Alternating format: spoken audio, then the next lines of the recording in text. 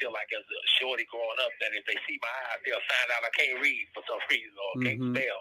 All of that stuff was haunting me, you know what I'm saying? And not to mention you got your brother and sister, you know, coming up as kids talking about you, you know, how you gonna ever be a writer when you can't even spell. But man, so you see how, you know, his trauma was just from the gates, man. It was like he was going through it. Like, you know, you get ain't shit siblings. You talking shit, you know, you going through what you're going through because you ain't shit siblings is molesting you and shit. You know, hey, Big Vi, what's going on, man? What up, Big Vi? Everybody's still trying to set up. What up, though? What up? What's going on, my dude? How you feeling, baby? See, about to come out of hiding today, but shit, you ain't sitting on text and say we are going. Hey, bro, look. You know me. I'll cut mine off and jump on yours. You know what I'm saying? It's all good. You know, I can share yours. Oh yeah, let's go. Let's do it. I stream yours. I'm streaming yours from my thing. So yeah, what Absolutely. up, though? Oh man, we up in here getting it in, man.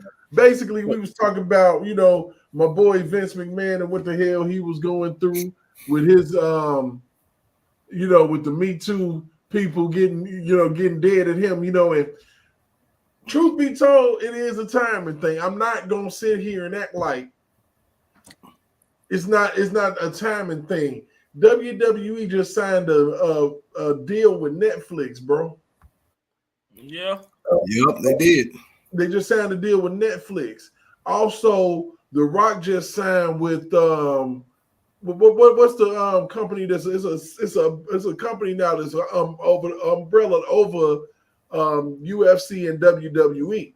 It's called TKO. TKO. So, man, with all of these conglomerates and stuff, man, Vince is now probably for real out of here on the wrestling side, man. I got something I'm gonna send to you. I got something I want you to put up there for us. Okay, let's shift these gears down. Let's see. When you reach a certain height in this media world, it's things that come with it. So what I just sent you, check your phone. You're gonna be like, what the fuck? See what you done sent me, my dude. I hope you done sent it to the proper number. What's going on, Big Vi? I spoke with you earlier. I think you were still in the middle of trying to set up. Oh shit, I probably didn't hear you, man. I had the damn music still playing. It all depends on what phone you sent it to, man. Everybody had to send it to my old number. Oh, 463 one. You know, I keep not, you know, my numbers move around, baby. You know what I'm saying? It is what it is. Man. I gotta see if I got that one. Let me see. You still got it, man, because it's in the group chat. Oh, let me just put it in the group chat, then you'll get it. Right. Yeah. I'll put it in there. Yeah, drop that thing in the group chat. Yeah, man. So like I said, you know, your boy Vince is in all type of trouble, all type of hot ass water. You know, and they saying the same shit, man, that they said about Kales, man. I mean, it's literally the same shit. I mean, it's wild, man, when you really think about it. Like it make you feel like it's a formula. It make you feel like it's all type of things going on, man. And I truly feel like that there's some type of formula going on that they use when they're ready to get you, especially when you done made it to this point where your bread is getting right and they just want to knock your ass off, you know, of getting money, you know. Shit, I mean, you got to think about it. They just hit Trump with $83 million lawsuit for defamation. Who did that? They just did a lawsuit. E. Jean Carroll or some lady sued him for defamation because she won a civil suit, not not a conviction about a sexual assault. And then he went on one of the debates and was like, I don't even know this lady, you know, and kind of roasted her a little bit. So she came back and got 83 million. Yeah. 83 million. She won? Yes. Damn. And they ain't out. And how long ago was this whole incident that happened? How many years ago? Oh my goodness, this was like 1996, bro. Holy shit. She can't even spend that money. She gonna die. She gonna die before she spend that money. Man, that shit crazy. I'm like, what the fuck is going on, man? 1996. You know, so I mean, you hit. I sent it in the group chat there. I mean, and I'm a firm believer, bro, that injustice anywhere, injustice anywhere is a threat to justice everywhere, man. That shit. I'm looking at it right now. Oh, that shit. This shit. Because we're going to put that in rotation more than likely. I'm looking at it right now.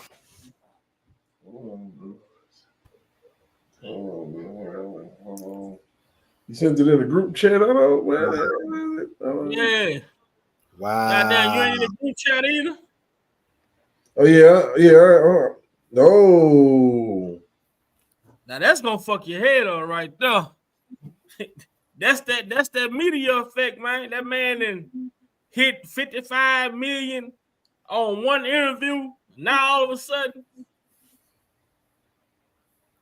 the way he hugged his daughter, man. Come on, bro. A stand-up guy like that, bro. His fucking daughter, bro. A stand-up guy like that, man. You know, and see what the way that I look at this shit, man, it's not even the depraved behavior of the accused. It's the depraved mindset of the people that's doing the fucking accusing.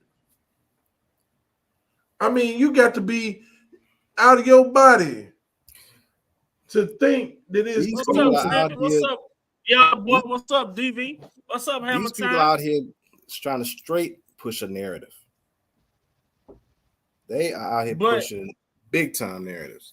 But you see how mad those people were about the Cat Williams interview, right? Oh, yeah. Now this bullshit come after the Cat Williams interview, right? Yeah.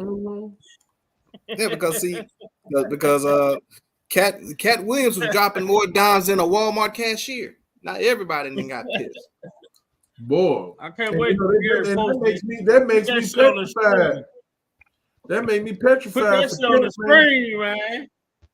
Oh yeah, I'm finna get to it, man, in just a second. And see, and everybody trying to say like R. Kelly pushing back because of that $10.5 million lawsuit. Say he ain't responsible. What up, BBY? We know why. Look, well, not everybody knows, but I know why they actually was pushing that $10.5 million lawsuit anyway. Because everybody talk about, well, it was because of the gun threat on when it happened. What would prompt them to sue for that much money anyway? Because of the fact that is that man, before Surviving R. Kelly was supposed to premiere in that theater, that man had not one, not two, not three, but he had 4 albums released in the month of November. Too. What up, Unc? And bless. Y'all hear me? Yeah. Man, I tell you. Know what you, else, though, Derek? You gotta look at the timing of this. They want to sue him now for $10.5 million after he's cleared all of his restitution. Then Sony came out and put that this man is getting like 500-some thousand every quarter from his streams. So they know his money sitting there. They know his money sitting there. But prior to what happened with Surviving R. Kelly, supposed to be premiered in that movie theater in New York, that man had 4 albums released in the month of November during the time of his career. 3 of those 4 albums had hit their 20th anniversary, and he had one that was about to in the next couple years. And that was 3 weeks before Surviving R. Kelly even premiered. They knew that money was already being built there because hell, 2 albums was already celebrating the 20th and 25th anniversary, the time before Surviving R. Kelly was supposed to premiere in that theater. And that was the 12-play album and the R double album. The R. Kelly Self album had already hit its 20th anniversary by then. But TP2.com was about to hit its 20th anniversary within the next 2 years. And that's 4 albums in that 1 month. And don't leave out the Lil album. Just went 30 years, 25 years. It will be 30 years coming in May. Yeah, 30. I know something is up there. It will be 30. It'll be in May. It'll be 30th anniversary. Yeah, you know, people tend to forget about all them album anniversary dates and the reason why, you know, they would want to kind of, you know, shield everybody from all of that information. So they told on themselves. They told on themselves. Reason for that shit. I told people a long time ago, these people are telling on themselves without telling on themselves. They are doing the shit. And like I said, everything that, because that's why they keep saying that it's about young black women and girls. I said, if it's about young black women and girls, why has every move that's been strategically made been centered around this man's music catalog, even down to the court dates? J-Rock, before I got this text, I tell you, boy, every time provoked, nephew J-Rock, every time, boy, in my spirit, I said, man, I be in my thoughts. I just be chilling on, you know, my first off day. I said, man, we need a live today. Somebody got to be alive. I was going to go live today. I was going to surprise everybody. Every time I have that in my spirit, nephew, it happens. And provoke, and I yield back. Guess what I was just doing before I got the text? Sorry, it came up late, but I went straight to it. Guess what I was listening to? I was on previous live of the fanny pack. Oh, man. And I was at the part where J-Rock was breaking it down, and I was standing in the kitchen, and I'm saying out loud, I'm like, J-Rock, man, J-Rock always doing that. That's why it's so critical, J-Rock, not to never stop that, because people not getting it. It's a reason why J-Rock keep pointing to that, because that's what this whole thing is about. When you look at the music, and you look about what Senator Sam was saying about those dates, J-Rock keep on. J-Rock ain't just throwing them numbers out just to be throwing them out because he like numbers. Those particular dates tie back into your publishing, your career, and then when you want to switch gears and say, okay, I don't believe you, Bill. Okay, I get back to the point. Well, Bill Cosby, I understand, but listen to his publisher, Andrew Wyatt, was talking about how Mr. Cosby helped bailed out. I don't know if he used the word bailed out, but he helped and assist the NBC network a number of times.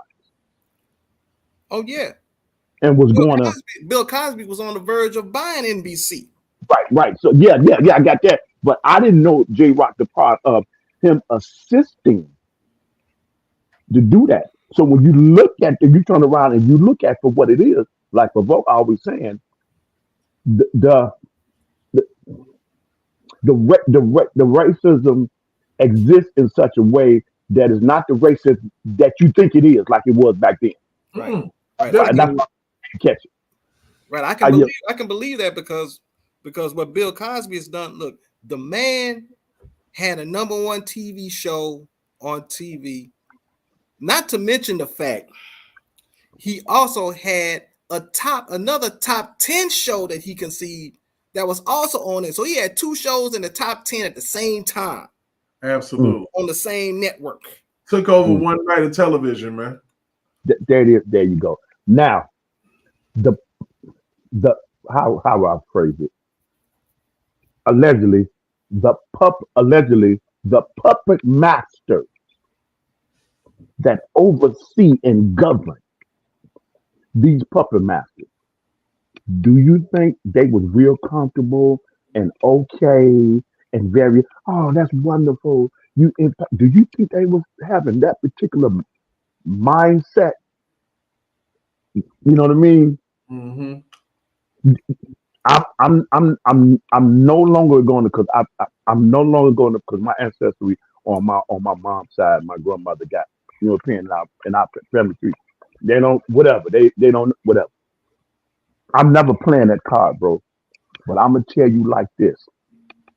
why is it that you get the Latino, Hispanic, the Puerto Rican, you get the Asian community, the China, you get all of these ethnicities, man, and no matter what their challenges are as individuals and as a community, when it comes to something that they deem like it's unfair as far as justice and the government and the laws and the way they're treated as human beings on the planet, they right. Why is it that we the only one on the planet? And Willie Lynch didn't teach us nothing. Those of us who make the noise cannot, and I yield back on this point, cannot get discouraged. You can't. You can't. If you in it for views, for likes, for a platform, and just to floss about your material stuff, then okay. We ain't gonna worry about you. It's just a fad for you. You'll be gone. You'll be blown to the wind. But someone who understands is a bigger cause. If it wasn't for Brother Kelly, all the stuff that really knew in our gut, that we really thought about, that we talked about in the barbershop, in the barbecues, and our family gatherings, now it drew attention in such a way that when Trump came on the scene, we able to hear somebody say, "Ooh," you know what I mean? And sometimes that's what you take. When you go on to fight another country and they're a gorilla, don't send no gazelle over there to fight no gorilla. You need a gorilla. Right. I'm gonna let it alone.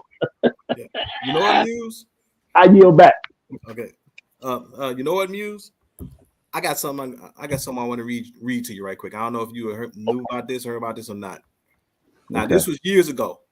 Said Okay. R. Kelly reached a settlement in lawsuits, because you know how they always like to throw R. Kelly in settlements all the damn Right. time. That's the building block of everything they're trying to say against him. Right. Is that R. Kelly reached a settlement with 4 Louisiana men who filed a civil lawsuit against the R&B singer after a July 1996 brawl in the health club in Lafayette, Louisiana. Which obviously that was not the year. That they intentionally put in the wrong year and date on that, but you know, we'll Right. later. But it said that Christopher Mahoney, one of the men, said that Kelly and his entourage attacked him during a basketball game, violating his civil rights. He had And 110 stitches on his face. The Lafayette District Attorney reduced the charges in the state trial criminal case against the Chicago-based singer after research in a civil trial revealed that another member of Kelly's 5-man entourage was responsible for the man's injuries. And it said they reduced the felony assault count to that was a second-degree battery to simple battery. Right. After pleading no contest to the charge, Kelly was sentenced to 1 year's unsupervised probation. Now I say that one of the bodyguards was William Robert Hinton. That was one of the ones that was with the second-degree battery after punching the man Mahoney. If charged and convicted, he could have a maximum penalty of $2,000 or up to 5 years in jail. Now here's the funny part: you got a settlement. You got violating civil rights. You got a man that's got 110 stitches on his face. Now, if they say that R. Kelly was prone to violence, because you can say, well, look what he did to that dude that they got 110 stitches according to information there. And you got violating somebody's civil rights and reaching a settlement, and he pled no contest. Why didn't the prosecution use that as part of the RICO against him? What's your thoughts on that, Big Vi? On that part? They didn't use that because it's gonna take the spotlight off of what they were trying to do. They wanted to put the focus on these underage girls. Right. But also too, they didn't want to use it because it kills the Aaliyah narrative if they did. Mm-hmm. Because remember, like I said, the date they put in was July of 96. That didn't happen in 96 because one of my homeboys called me earlier this week and I asked him about it. And he's not and he's not far from Lafayette, where he's from. So I asked him, did that incident happen? Because I already knew the answer, but I just wanted to hear him say it, hear him confirm it for me. Did that incident happen with did he have his concert in July of 96? Did that incident happen around that time? He said, hell no. Because that's the year Pac died. When you think about 96, people got to remember, just if they don't understand them, whatever was going on, just remember, that was the year that Pac died in September. So right, help them remember, I guess, that you see what I'm saying, that right? Right. That shit, because that shit happened because he told me, he said that shit happened in 94. And I remember when it happened. Okay. So then I said, and did it happen? I asked him, did it happen Labor Day weekend? Did the concert happen Labor Day weekend around 94? He said, hell yeah, the concert was then. Wait a minute, J-Rock. Didn't Pac get locked up in 94? Huh? Didn't Pac get locked up in 94 and released in late 95? I don't know if he got locked up in. It's close. You see, right? Locked up at what? Remember the fight? Remember the studio incident was in November of 94. Okay, at Quad Studios. Right. And then after that, you wound up going to jail, right? Right. So that I want to see that maybe late 94, early 95, somewhere up in there. Right. Because I forgot when he got released, but I know it was. I think it was. I want to say late 95. I want to say because he wasn't with Death Row for about anywhere between 7 and 9 months. I think no more than 9 months he was with Death Row when he got out. California Love. So if you backtrack, right, and I knew that, but see, also I knew that was bullshit because July of 96, that was around the time R. Kelly did his Top Secret tour. At that point, him and Aaliyah had already parted ways. Her album, 1 in a Million, dropped the following month in August of 96. This happened. That secret tour. I don't remember that one, man. The Top Secret tour, that was when it was R. Kelly, LL Cool J, and Escape. And they would have a fourth act that would kind of alternate. What's up, Courtney Love? Courtney in here? Oh, I ain't heard from her in a while. Yeah. So what up, love? So and I know about that tour because that was the concert that I went to, and that was the tour. And that was a concert I went to that was on my birthday. It was that lineup. What up, D Wild? What up, DV Wild? What happening, man? Courtney, what's happening? Just looking at this shit, man, and all of it, with the R. Kelly, the whole R. Kelly situation, and right now what's going on with Tasha K, hopscotching, trying to, then, I think he may have it, and then she goes on to read this article. Then it talks about Chicago. Of course, Chicago, the Chicago case with Darryl McDavid and June Brown had nothing to do with what you interfered with. So why would the Chicago judge, what purpose did he have to look at the information that Jennifer Bunjean was presenting? You played a part in the New York trial. It's a possibility that she might play a little role in the Chicago trial too. Because but mainly though, the main focus is Jane Doe number 5, which she came out and spoke about. That she spoke to the daddy in Jane Doe number 5. So if you can listen to the video that she got out right now, and why she didn't reference the New York case. She only referenced to the Chicago case. But then you gotta listen at the words she used. She said, well, let me see what she said, because I wrote it, I took a note. At the end of her video, she said some shit like, she said, She said the motion failed and was granted by the judge. How do a motion fail and be granted? When it's rigged. Yep. You see what I'm saying? This is words that come out of her mouth. Right. But she didn't reference the New York case. She referenced just the Chicago case. Right. And she also didn't reference the fact that Daryl McDavid and June Brown were found not guilty in the incident. What's the noise we got?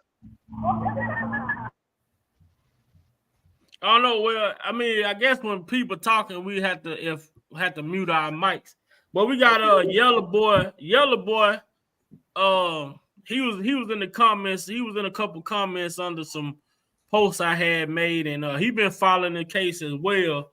And he said he wanted to come and get in on the chat. So that's him with the R. Kelly picture on the stream right here. What's up, Yellow Boy? What's up, my brother? Hey, what's good, my man? What's going on with you, man? Talk to us, man. What's on your mind? What's on your heart? Oh, man. Y'all was talking about the Chicago case for Daryl McDavid. I want to hear what y'all was saying because I was under the train, lost some connections. So I just got back on the internet. So I want to know what y'all was saying so I could really get my thoughts on it. We were speaking on Tasha K. new. Derek, do you got it or you want me to? I could play the audio. Oh, okay. All right. Oh, yeah. Her karma coming. That's the show. I don't know if Derek got the video. If he don't got the video, then I can play the audio. Oh, my bad, man. I had to go outside and grab something real fast. What were you saying? I was asking, do you got the Tasha K video or do you want me to play the audio? I can play the audio if you want me to. Go ahead and run the audio real quick for him, man. All right. Let me go to it.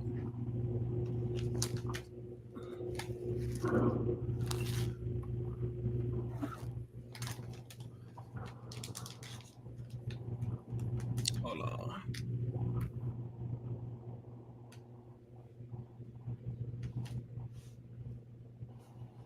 Y'all let me know y'all can hear it. They don't hear nothing yet. Hold on. Bluetooth device is connected.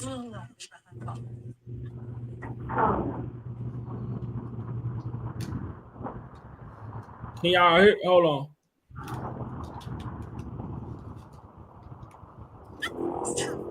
Peter, to bring out something that I've had for quite some time regarding this. Can y'all hear it? Yeah, I can hear it. Yeah, I can hear Just mute y'all mics. Shows and shit. So there's been a lot of talk about, I guess, this whole R. Kelly situation. They're saying that I should apologize for helping to put a pedophile behind bars. Yep. And so remember when R. Kelly had filed that lawsuit, his lawyer, Joe Bean or something, I don't know, Green Bean or something, I don't know what that is, decided to file a lawsuit saying that I was paid or conspired with the fucking Bureau of Prisons to leak his information that it got back to his girlfriends, and they apparently turned on him during his trial. I was like, oh my God. Is that not what happened? Yep, that's exactly what happened. That's exactly what the fuck happened. Shit. Yeah, she's dangerous and reckless. They need to really do something. Find some kind of law, something to shut her up, man, and get it because she is talk about her lawyer talking about it's more to go. Green bean. You know what the hell? It's more to go. It's more to go. Oh, I know it's more to go. I heard it, but go ahead. Yeah, she's reckless and very dangerous in what she's still able to do. And the funny thing is, still and y'all know why her energy is like this though, because Kevin Hart, his lawsuit against her was dismissed because he failed to provide information. So now she's feeling herself again. Mm-hmm. So this is why you see her back out in the public like this. I'm gonna press play. I got to with the fucking Bureau of Prisons to leak his information that it got back to his girlfriends, and they apparently turned on him during his trial. I said, oh my God. You're going to jail. I told y'all, my record is clean. I don't break the law. I really don't. Made me put this out. Post it in the resource tab or either on the community board because, I'm giving it to y'all. Recently, he just lost a lawsuit that he claims he didn't know about for, I guess, shutting down with his manager friend, supposedly called down to a theater to help interrupt the Survivor Lifetime series thing and basically issued a bomb threat. And Don went to jail, serving 20 months. So him and Don Russell apparently had that event shut down by issuing bomb threats, and all the victims that attended that, he apparently ordered to pay $10.5 million to victims and claims to the court. Hey, Derek, while we listen to this, can you go on my page and go to that video with Don Russell responsible for paying these for that $10 million, $10.5 million? Because he's asking the court to reverse that he shouldn't have to pay that because he couldn't read the lawsuit. Now, his lawyer, I don't know if she read this document that I'm going to read here to you, but it's gonna fit. So a lot of people are like, oh my God, Tasha, the same thing. You're going to jail. Now she thinks she's smarter than Bunjean. Everybody's calling after for comments, and what I say, watch the show. So let me go ahead and read, what the federal government. Pay close attention to the words that she's saying. Everybody wrote about me that I feel his lawyer in order to get this appeal paid for and to keep legal funds wrapped in because she could build his estate, she could build his royalties. She can even sue him. She knows everything about him. She will. Now we all know R. Kelly don't have an estate. Get her motherfucking money from the United States District Court, Northern District of Illinois, Eastern Division, the United States of America versus Robert Sylvester Kelly, Daryl McDavid, and Milton Brown, aka June Brown. Okay, this is case number 19CR567. The government's response to a motion to compel regarding DOJ OIG investigation, according to the United States of America, the reason stated below, defendant's motion should be denied. Okay, now on or about November 22nd, 2019, the Federal Bureau of Prisons staff Metropolitan Corrections Center, MCC, became aware that a YouTube blogger known as Tasha K revealed information related to Kelly's prison visits and communications with his girlfriend while he was being housed at MCC, okay? And then agents from the Department of Justice Office of Inspector General began investigating and searched the internet to obtain further information about what Tasha K disseminated on YouTube and other social media platforms. He also says that information caused his girlfriends to give bad testimony on him, and had they would have known, not known the truth about how he really felt about them, because he was saying that he loved one more than the other, then they wouldn't have came in there and been vindictive and got his ass locked up. And in conclusion, the affidavit, however, does not conclude. Let alone that officer sold to anyone. His motion to compel was granted by the judge. Kelly's motion was failed and granted by the judge. And this is another question that I have. They said the affidavit. Ava, I didn't mean. Hold on, J-Rod. Hold on, right quick. I didn't mean to interrupt you because the last part of it sounded like it kept going in and out a little bit. I just want a little clarification. All right, hold on. Social media platforms. He also says that information caused his girlfriends to give bad testimony on him, and had they would have known, not known the truth about how he really felt about them, because he was saying that he loved one more than the other, then they wouldn't have came in there and been vindictive and got his ass knocked up. And in conclusion, the affidavit, however, does not conclude. Let alone mention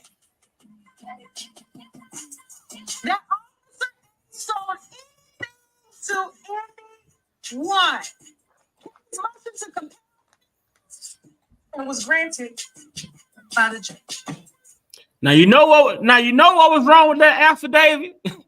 It failed to mention who Officer A was. So what she's going off and what Chicago is basing their investigation off of the inaccurate affidavit that was put out years ago that never confirmed who Officer A was or any information pertaining to Officer A.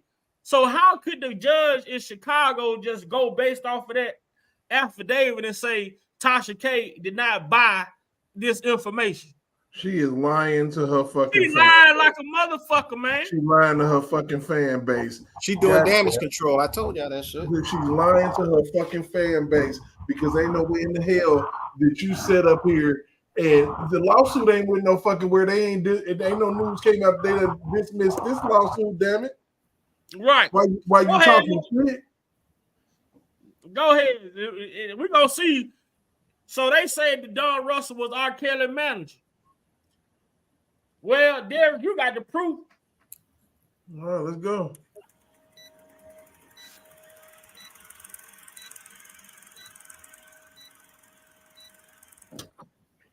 Okay, TMZ. You see you all are reporting about this $10.5 million judgment that y'all reached out to Mr. Kelly about. But how about you all take a chance and reach out to Mr. Don Russell and ask Don Russell himself, was he R. Kelly manager? Tell him to confirm this. Please. He said he's not the manager, but he was introduced on the news and all the media outlets as his manager, but he is his, you said you're his advisor? And consultant, exactly. You're his current advisor and consultant. So when R. Kelly got locked up, there was you talking to the press, and there was Steve Greenberg, who was also talking to the.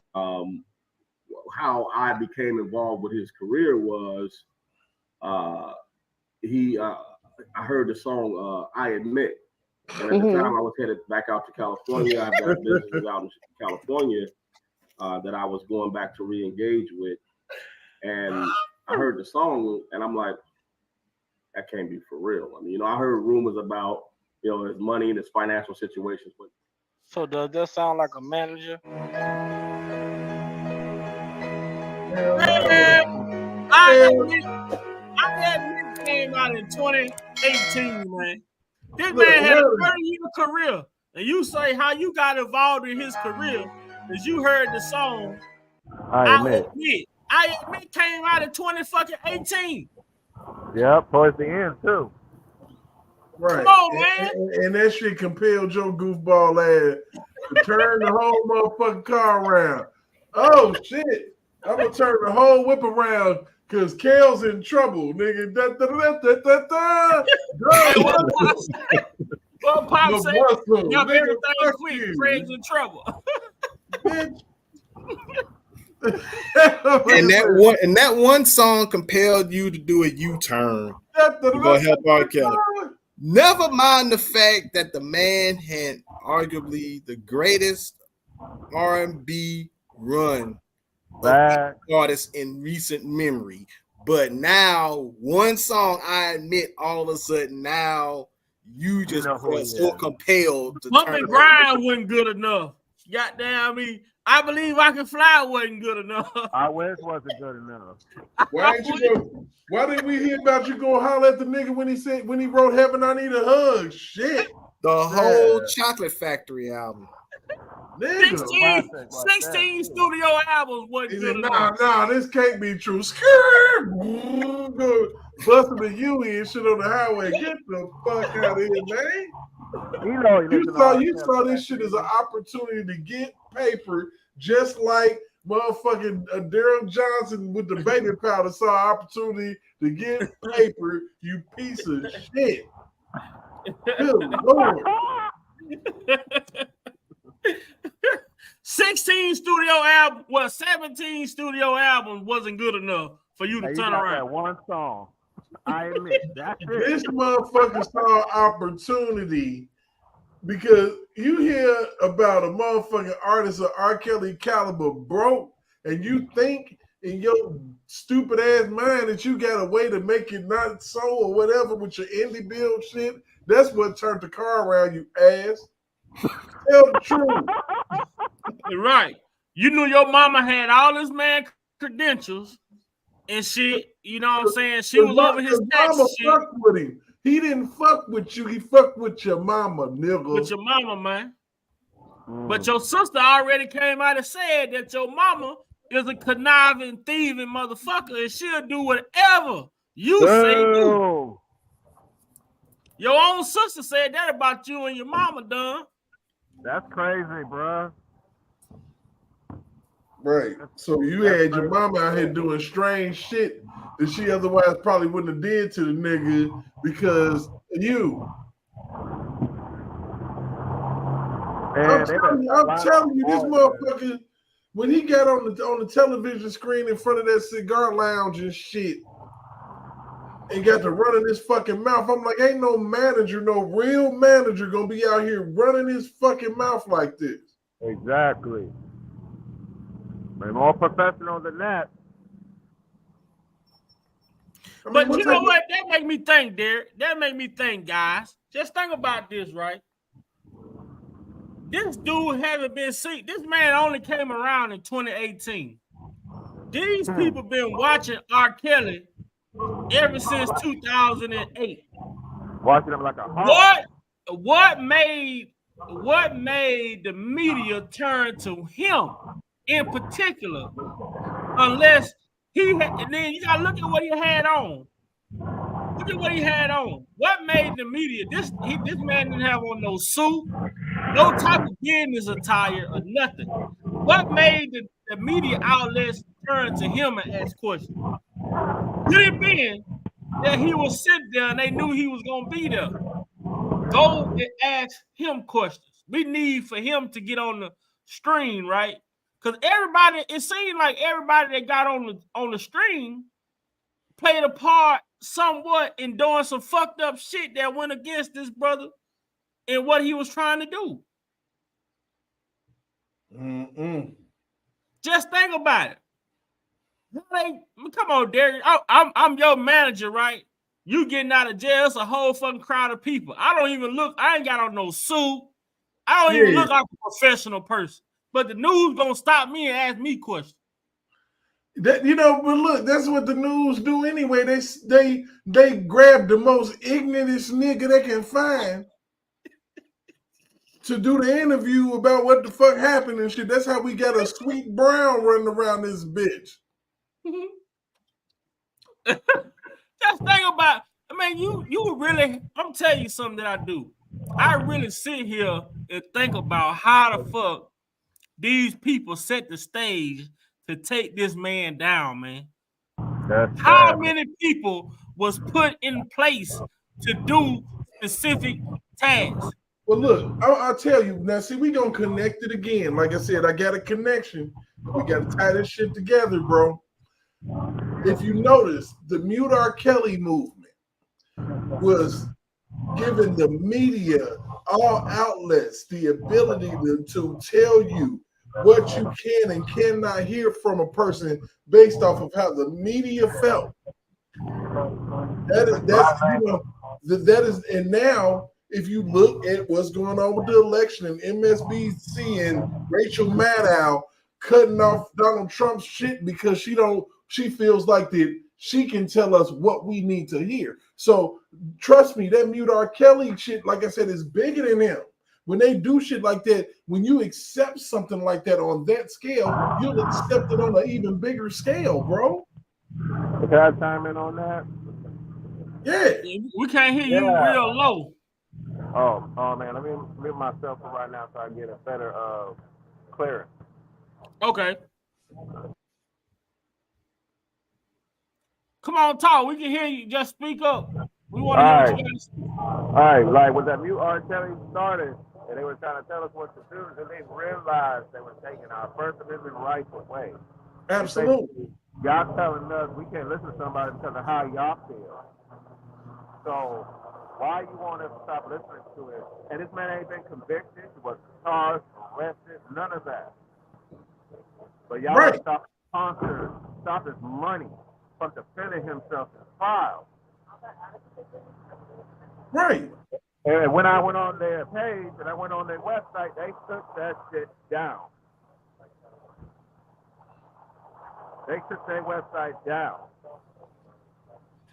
You know why? Because they children start getting charged with the same shit that they was going out to R. Kelly for. Yep, exactly. I mean, when you get to talking about mutant people, like I said, it turns into some other shit.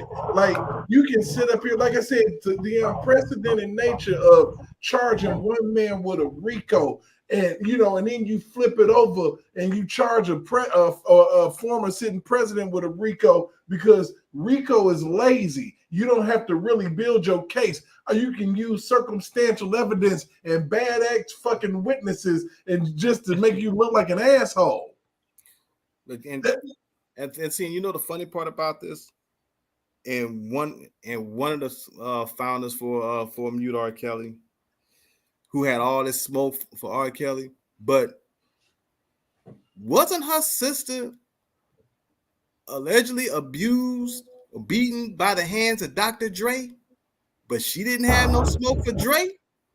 Yeah. But got all the smoke for R. Kelly. Like I said, like I always say, people point their victimization and shit at somebody else so they can still stomach eating their Thanksgiving dinner with their molesting ass uncles. Mm-hmm. And I find it hard as fuck to believe somebody was molesting RSK2, whatever the woman named Tarana Burke. Oh man, whoever took advantage of her, they need to be locked up. They took advantage of themselves. I'm gonna say like that motherfucker's so ugly. Boy, look here. Man, look, I'm gonna tell you like this, like what Tommy Davidson said on that episode of In Living Color when Wanda got pregnant. Said, who did this? And why are they free to walk the earth? Hey, it's like you do that. You can tell the world ain't nobody gonna believe you. Right. I mean, and that's sad to say, but you got people that will do that because they feel like ain't nobody gonna believe. So I believe it was some sick bastard that probably had a KRS-One fetish and saw her and was like, the bridge is over. The bridge is over. It probably started off with the bridge is over, and then probably ended with love is gonna get you. I swear to God. Then you turn around now, right? You see Taraji come out and expose Oprah. Now Oprah them trying to blackball her. Oh, Taraji is hit. I mean, once you get to talk about Oprah. Boy, once you get to talk about Oprah. And see, Taraji ain't the only one that came out on Oprah because you know what Cat Williams said in that interview about Oprah too. Like I said, our black people been fucking up, man, in the last, I want to say the last 15 years, we've been fucking up, man. We have allowed for emotion to direct our decision-making skills. We allowed for a motherfucker we never saw before like 2 years prior to them running for president to make us believe that he was the man for the fucking job. And we voted for this motherfucker just based off of the fact that he was some black bastard we never met before. And on the premise that we believed that he never said he was going to do shit for us. But we believed it. And guess what?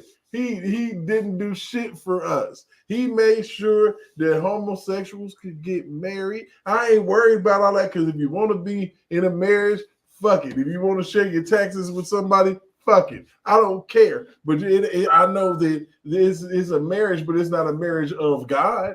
No. Exactly.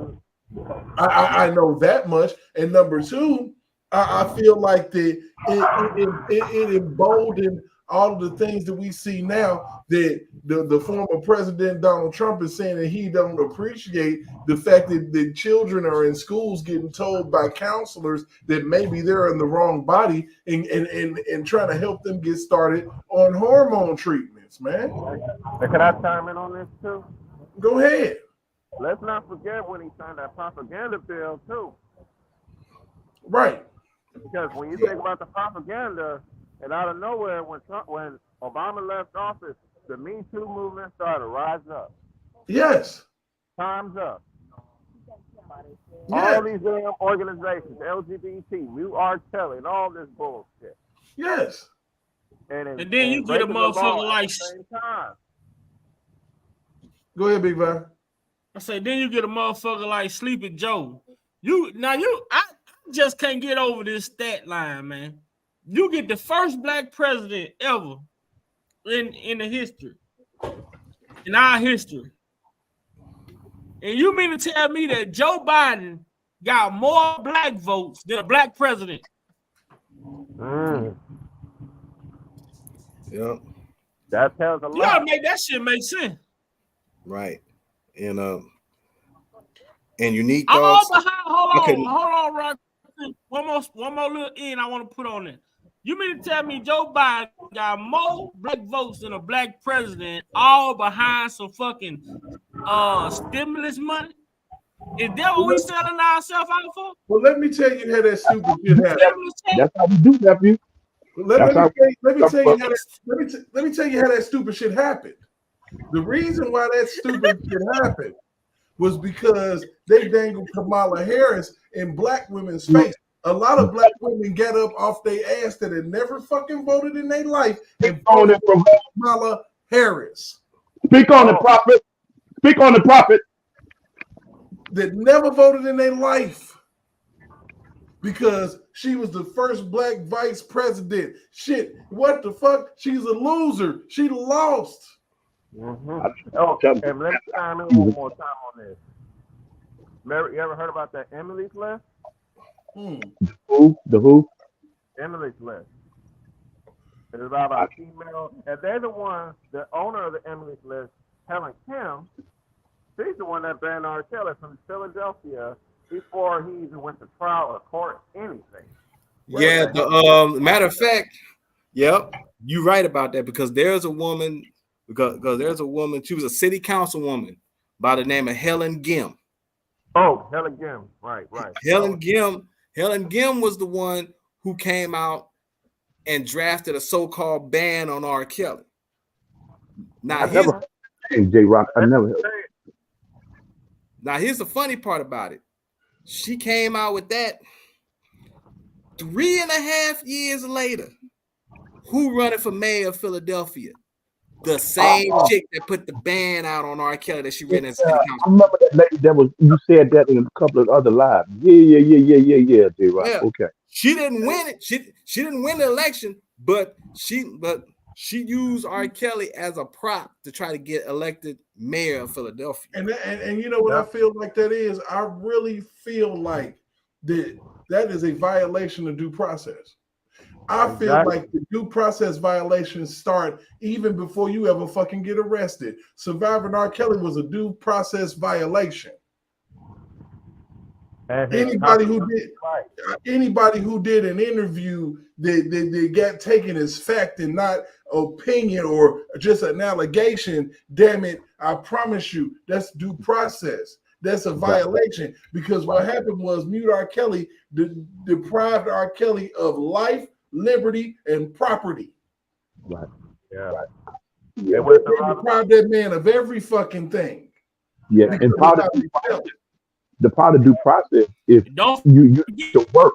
You got to work your money so you can be able to fight against those who accuse you. How you going to pay a proper defense? Yeah, that's what I'm saying. A proper defense. You take my ability away and it provides proper defense. Right, they made him fight with both hands tied behind his fucking back. See, now the thing about it is, if R. Kelly had a little bit of the money that this attorney had, that went after Fannie Willis, some shit would have came out. He couldn't afford them type of investigations. That's some PI shit popping off. Because somebody when it dug deep and was sitting in the courtroom, like, wait a minute, hold on, the hell? They was doing what? So trust me, when I see corruption in a case like that with Donald Trump, with Fannie Willis, I automatically think about R. Kelly. And I automatically think about an Angel Cruel, and I automatically think about a Kim Fox, and I automatically think about how people push them out here to do this shit. And you start to see the karma come their way, just like with Fannie Willis, just like with Kim Fox fucking with R. Kelly. Then she gets caught up in a domestic with her fucking husband. Oh yeah, I remember that. Yeah, and you notice how because Prima Donna, shout out to her. She always had the pictures in regards to the connections on who was doing what. And one of the pictures that she always posted was the picture of Kamala Harris and Kim Fox together, being on whatever campaign trail they were always on. And don't leave out the bitch ass Jamal Bryant used R. Kelly to elevate himself into a position. That's another. And they did a watch night. So let's talk about some shit that always fucked with me around the time they was working some shit at the same time. Like I said, this Donald Trump shit and this R. Kelly shit is fucking connected. I remember when Surviving R. Kelly went off, not only did fucking, they started fucking with our R. Kelly, Jussie fucking Smollett, man, got his goofy ass out here and got to talking about he got his ass whooped by two motherfucking white people with MAGA hats. Speak on. And Kim Fox, lead prosecuting attorney, had to recuse herself because of the connections that all of them. Huh? She said she was recusing herself. She said she was still working on the case. But she was still working on the case on the cup. Now, I'm gonna be honest with you. The whole shit was fluky from the fucking start, and even the end was fucked up too, because he got convicted, went to jail after he got sentenced to some time, and didn't do but a fucking week and was at home. And look at all those celebrities that wrote letters to the judge. Basically, what he was a tool. They used him as a tool to invoke hate for people who support the MAGA movement. Yellow boy, mute your phone, yellow boy. He was being used as an absolute tool to make people hate Donald Trump and the MAGA movement as a whole, or anybody who supported that man. So, you got to think about the things that they do in order to try to subliminally make you feel a way about people. Just like with Surviving R. Kelly, it was designed to make you feel some type of way about a man that you never even met. The same level of vitriol that I hear about R. Kelly is the same level of hate and vitriol I hear about Donald Trump. Ain't that shit crazy? That's facts. That's facts. The way a person will argue you down about R. Kelly, they will argue you down about a Donald Trump. What's up, HR? And literally spew hate. I hate R. Kelly. I hate Donald Trump. But the thing about it is, when we have to understand and Muse, you understand this, and this is a simple statement. Hate is not of God. No, it's not. Hey, Provoked, I want to apologize for that interruption. We had a gas leak, so people's gas had to come out and shut the gas off. And the owners are on top of it, trying to rectify the situation so that they can have the gas people come back and turn it back. Baby, as long as you don't go kaboom on this line. Right. No, we good. So that was the owners letting me know what was going on, that they was en route to take care of that. Yeah. You open up a window if you're smelling any gas. Open the window. Right. Well, we could. They shut it off and put a lock on it, so you ain't nothing happening. So, breathe, my nigga, breathe. Yeah, I gotta drop out for a few minutes anyway. I gotta make a quick run, but if y'all still on, I'm gonna jump back on. Appreciate it. I gotta Yeah, man. But like I said, like I said, I believe that my job, and I'm gonna repeat this, is to create this connection of what they've done and how they have used R. Kelly to set legal precedences. Right. Mm-hmm. In order to go after a former American president. And they don't understand. Or anybody. They don't understand the significance of that. I say this and I just yield back. Y'all help me with this. That's why, nephew, you hear me all the way, and I got the revelation not to ever give up on this. You always hear me phrase this, nephew: a heightened sense of awareness. As a human, as an individual, forget everybody on the planet. Your responsibility for yourself as a human, if you're not every day getting up, finding out what does it take for me to be the best version of me? Yes. What do I deserve? Are there some deficits that I have? Are there some pain, some unforgiveness, and some bitterness that I have suppressed that I'm really dealing with? I'm faking the funk. If you don't every day as a human try to arrest your own heart and hold your own self accountable, and I yield back on this point to solidify what I'm saying. Michael Jackson put it plainly. He put it in a song. In case you never got it and understood it, he said, I'm asking the person in the mirror. I'm asking if that person will make a change. And then he put a powerful twist on it. He said, and no message could have ever been any clearer. If you're not doing that as a human, don't you dare get into no relationship. You better not get into no marriage. Let alone how dare you have children you birth on this planet. And you know you got that inside of you. And I'm discovering, I got a video that I went on this young lady's channel that I'm always on there. Her name is Reva. Wonderful, beautiful sister. Oh, that sister is something else. This 27-year-old young black male got 7 children that he had by 7 different women. I'ma just have to send y'all the video. What he's saying was so brutally honest. I don't agree with the choices and all of that, but he was not only clear and upfront with these women, he even went down the list to say, and these women are rich.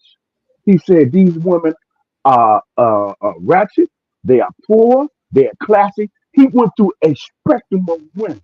Yes, we both was irresponsible. He said, but it's your responsibility as a woman because you the one who's going to carry the baby 9 months. I don't want to have nothing to do with it. I told him all of that. This video, I left the planet when I heard it. And the way Reva breaks it down, she's the same one that speaks pretty much like Crimson Cure, Danica Marie, Olivia, Alexa, those women that hold the balance for men in relationship and then hold women accountable for, but show the balance. You know what I mean? I'll send y'all the clip, man. We got to talk about this because it's going to blow your mind. I would love to hear what y'all got to say about this. This can open up a whole nother adult conversation. But I yield back. Hey, so we go. Derek, shit. Let me see.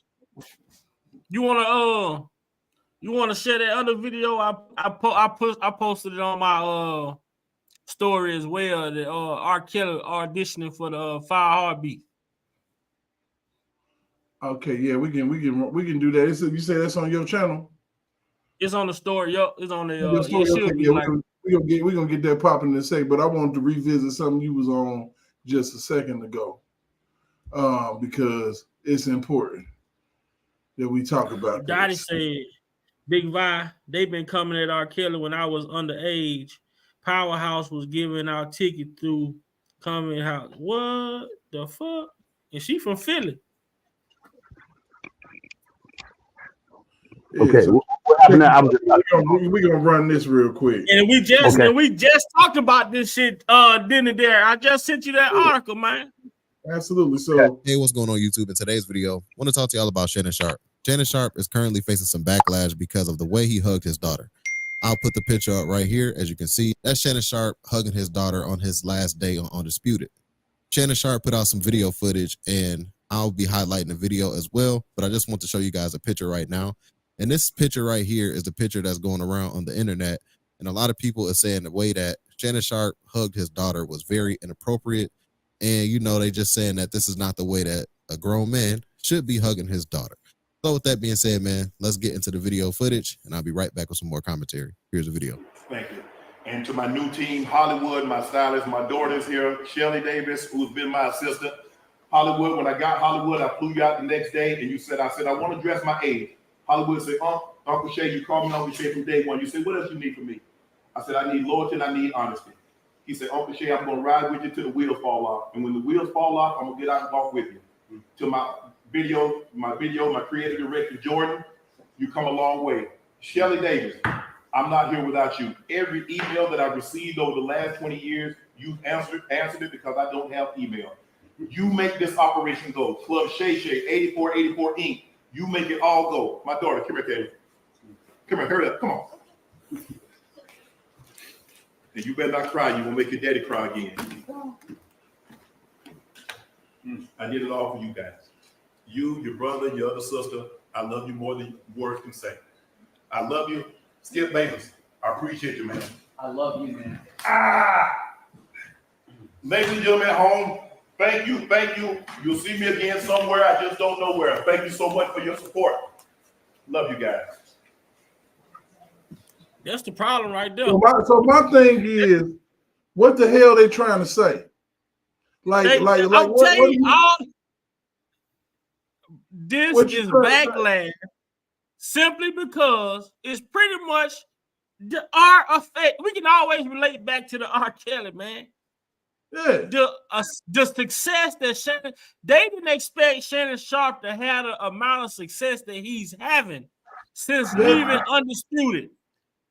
He's left Undisputed and went over there with Stephen A. They the #1 sports talk show and been the #1 sports talk show. And now that Club Shay Shay is off the chain, then he's having success with him and Ocho on the late night show. It's the success. If he would have left Undisputed and became a failure, if he would have left Undisputed and we never heard from him again, you would have never. Skip Bayless leaked this video. This is nothing but spite and jealousy. What we're seeing right now.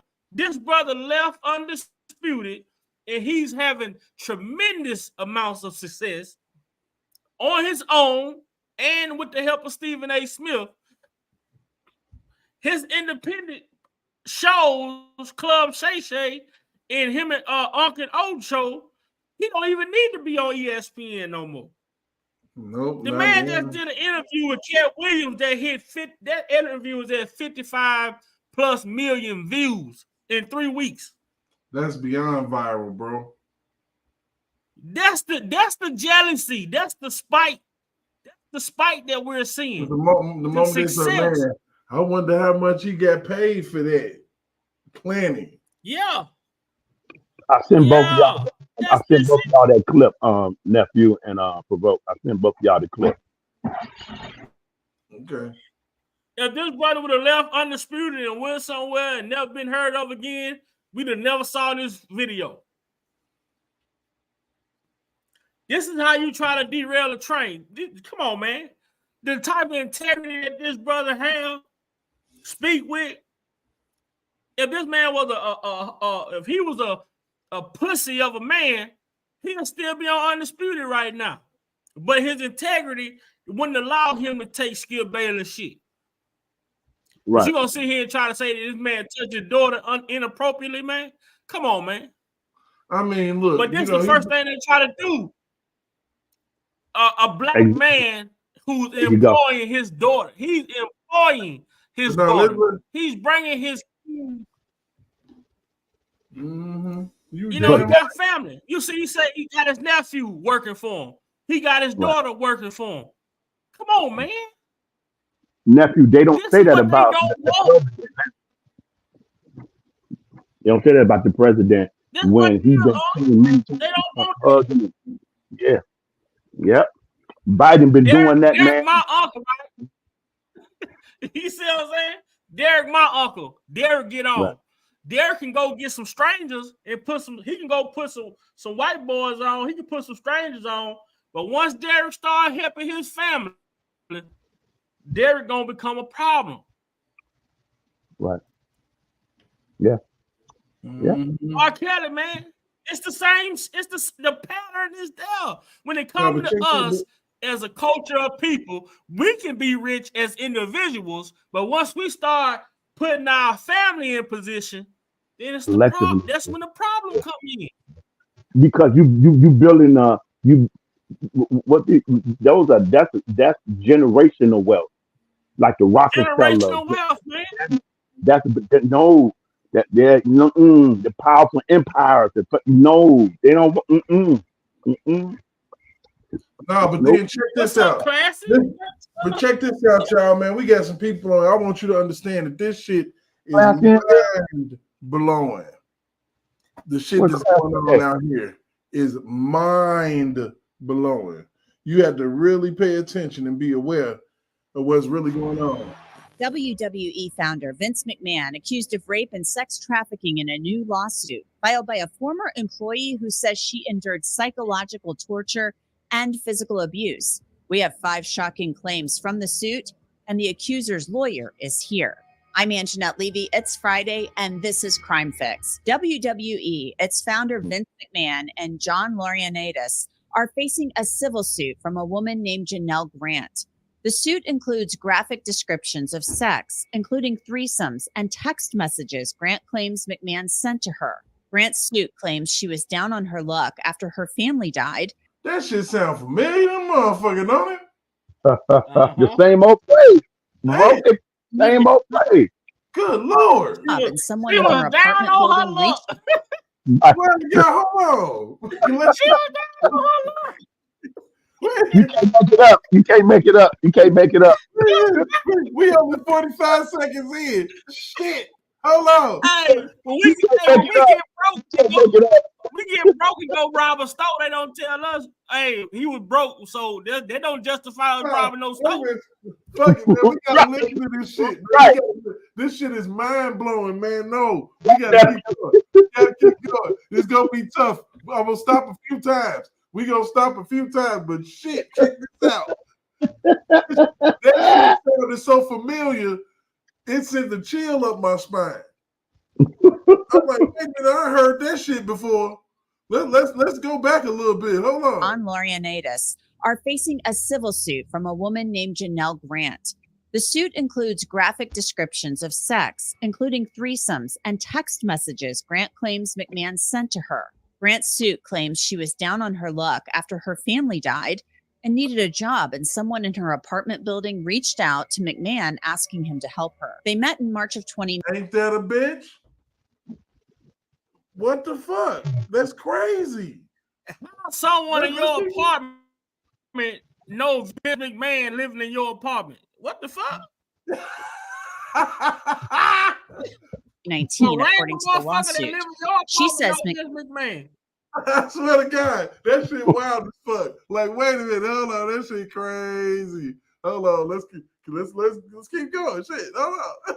Man spoke to her about a job, greeted her in his underwear, touched and hugged her, and talked about his personal life. She claims McMahon pushed for a romantic relationship in exchange for a job at WWE, and she obliged. Grant claimed. Okay, so whose fucking fault is that? Why you compromise yourself for a gig just because you was down on your luck? You gotta have some integrity. Down on her luck. She meant to say she was down on her knees. Where your damn integrity at? Where your damn integrity at? If she meant to say she was down on her knees, but they told her that wasn't gonna look good, so she had to put luck in it. Where your integrity at? Shit. You might well have went to the strip club. Shit. Fuck it. Let's keep going. Fuck. Jesus Christ. Oh my God. James McMahon made her have sex with him. John. Oh, I can't wait. Here go this forced sex. Didn't she say she agreed? Wait a minute. Let's back up. The shit's stupid. Here we go. At WWE, and she obliged. Grant claims McMahon made her have sex with him, John Laurinaitis, and others. And sometimes this actually happened during work hours. Ann Callis represents Janelle Grant, and she's here with me to discuss this lawsuit. And thanks for joining us. I want to talk about some of the allegations and the claims in this lawsuit, which are frankly pretty disgusting and pretty disturbing. First off, this claim that there was a threesome between your client, Janelle Grant, and Vince McMahon in May of 2020. And she's saying that Vince McMahon defecated on her. Wait a minute!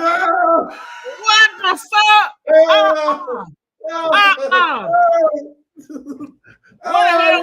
What the hell was Shane McMahon at, man? Wait a minute! Oh, shit! What was Mick? What? Hey, Derek, where was Mick Foley at, man? Hey, bro, but he shit on her. You heard that, right? Defecated. Yes. Oh, wait a minute. No. Oh my goodness. Look, man, are y'all listening? How many turds did he put on you? Are y'all listening to this shit? Yeah. This shit is mind blowing, bro. Goddamn, Reese. Goddamn, Reese. What the fuck? They running the same script. Who was the Punisher every time the girl got out of line? That's crazy. All they do is just tweak it just a little bit. They just Reese, right? Tweak it a little bit. I'm tripping. Yeah. Are you kidding me? Every time R. Kelly get mad, he would make us have sex with Cousin Reese. Cousin Reese must have had that pole, goddamn me. Nah, so look, this shit get deep, man. I'm telling you, this is what we came on for anyway. You know, we got to get back around to. I was gonna get back around to this. This is crazy. It's very descriptive, and that he insisted that she continue to, have sexual relations with the third person in this threesome, and that this was humiliating. So these are some really graphic, kind of disturbing claims. Talk to me a little bit about that and why your client continued to engage in all of this. Well, there is a thing called trauma bonding that people that haven't studied it, and I have just wait a minute. I heard that shit before too. Man. Trauma bonding. I didn't know. It amazes me how they can do whatever they want to do when it won't go the way they want it to go because they own a lick. They own what allegedly. That's it. All allegedly. Then they flip this thing to pay the victim. Man, it's the same play. They don't never switch up. Man, listen to this shit. Man, look, this need to go viral. This live kind of lit. Shit, let's go. What the fuck? It's called trauma bonding, man. Psychologist or psychiatrist, but an attorney. But she literally felt caged and imprisoned by Vince McMahon. And y'all heard that shit? Y'all heard that? Did y'all hear that shit? Yeah. The mental prison? You're oh shit. The fucking mental prison. Get the fuck out of here. I can't take no more of this shit, man.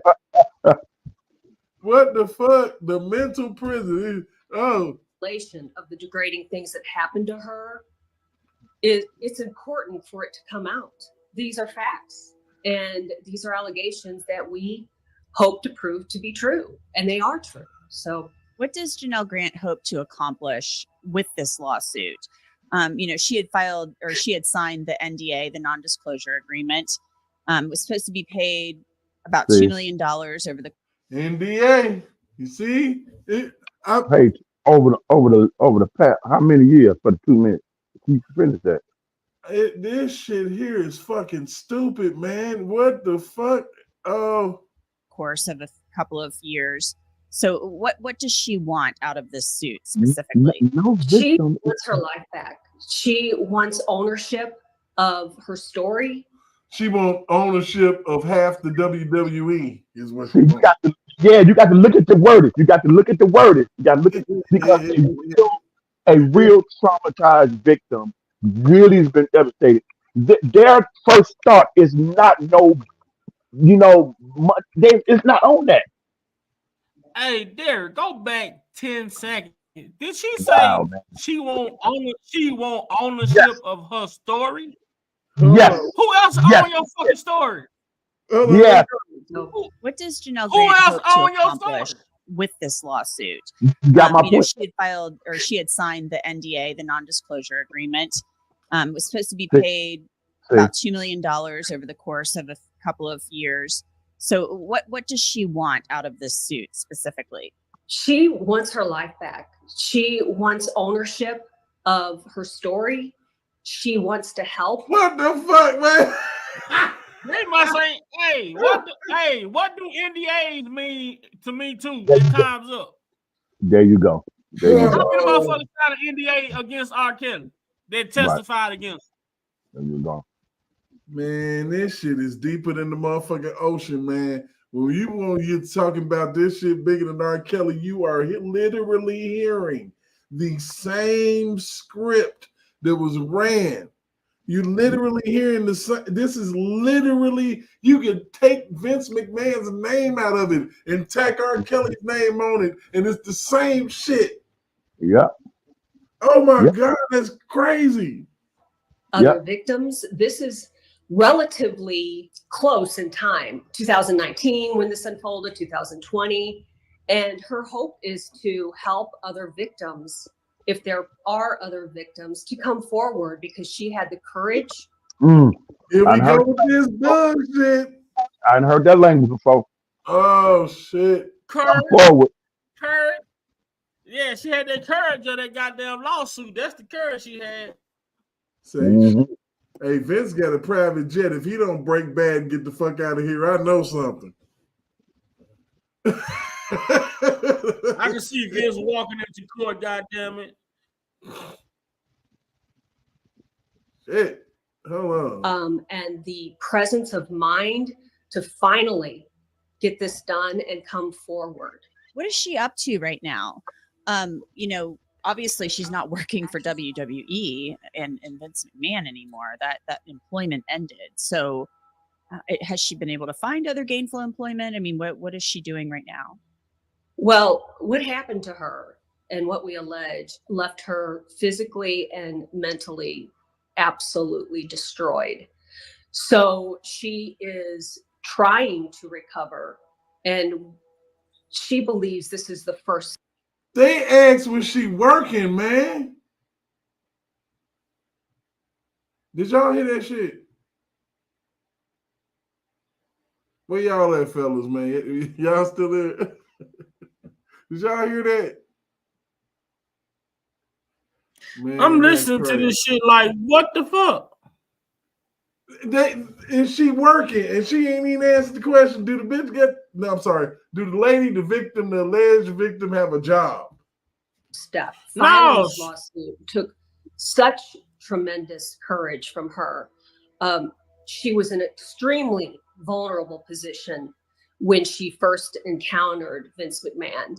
Her parents had passed. She was the primary caregiver for her parents. Oh, so man. Already, besides being you making excuses for a grown-ass woman. Uneven playing field between Vince McMahon and Janelle, our client. She still tried to conduct herself. Hold on. Yeah, let's tried to. You know what she doing? You know what they doing, right? They set the stage to say that she agreed to all of this shit while she was under duress. Bro, it's coming. Trust me. They see how they set the stage. Her parents died. This, that, and the third. She was on. So now, any contract you sign or anything you sign under duress is null and void, invalid, including the NDA, everything. Everything. See, they setting the stage for this shit. And Vince McMahon, you better tell Shane and goddamn. She yes, sir. still tried to conduct herself, tried to be the best possible employee for the WWE that she could be under the most devastating and sexually depraved circumstances. One of the other claims that she makes that's pretty disturbing. I mean, it's all pretty disturbing if you ask me. Is that in 2021, she claims that Vince McMahon and this John Laurinaitis, sorry if I butchered that name, cornered her in a conference room and they both had sex with her. And they're saying things like no means yes and take it B word. Yeah. Bullshit. Don't think so. That sounds crazy to motherfucker. Damn, that's wild. Vince was what about 74 years old? Take it. Oh God. Man. And that she's claiming other people in the office knew about this. So I'm kind of stunned by that. I mean, was this like an office? Was this like just a known thing? I mean, was everybody just like, yeah, that's kind of what goes on around here? I mean, what's going on with all of this stuff? This is really, really disturbing. It is disturbing. What happened to her is disturbing. And I believe it was in Laurinaitis' office that they locked. I believe that. But yes, she was sexually assaulted, we are claiming, in the WWE headquarters, under the nose of the executives and the employees. Looking for an easy way to get that LLC next to your business name? Say hello to Taylor Brand. You just go to their... That is absolutely wild. We're going to keep it moving. Hold on. I'm still in this. This is crazy. Or how was this working? Because I think it's horrifying to me to think about this. It is horrifying. It is horrifying. But Janelle was in just an atmosphere of fear. I think perhaps some of the employees or many of the employees were in an atmosphere of fear, and that permeated her being. And I think it permeated the office, the entire headquarters. So does she believe, and do you see how they threw that picture of Donald Trump in there with him? Y'all peep game. You believe that she was not the only one, that this was going on potentially with other women who worked in this company? Whether they worked in the company or not, yes, the belief is that there are other victims out there. Just the way that the grooming of Janelle went on, it just indicates that there are a lot of indicators that there may be and probably are other victims out there. And one of Janelle's hopes is that by coming forward, she will give the courage of other victims to come forward too. Does she potentially know of other employees personally, maybe people she had interacted with while she was there who can support her claims or who have had similar experiences? Well, I bet that's later for trial when we gather all our witnesses. But personally, she does not. But there can be empirical circumstances that she may have encountered that could have indicated that there were other victims. But personally, one-on-one, she doesn't have direct knowledge. Okay. You see that? That was that slick shit. That was that little call to arms shit that they do. And now I wouldn't be surprised if this lawyer attorney come from goddamn the ambulance chasing. Boy, she looked like a Susan Logan's type. A month. That shit Gloria crazy. already goddamn me. I'm telling you, I can literally snatch. Yeah, you gotta see the watch count too. Remember that? You remember Trump was on WWE? Yeah. Yeah. this shit crazy. You see Like, the play? Yeah, they literally just showed a little picture back here a second ago. Yeah, hold on, right up in here. Yeah. I mean, bro. Yeah. This shit is textbook, bro. I'm telling you, man.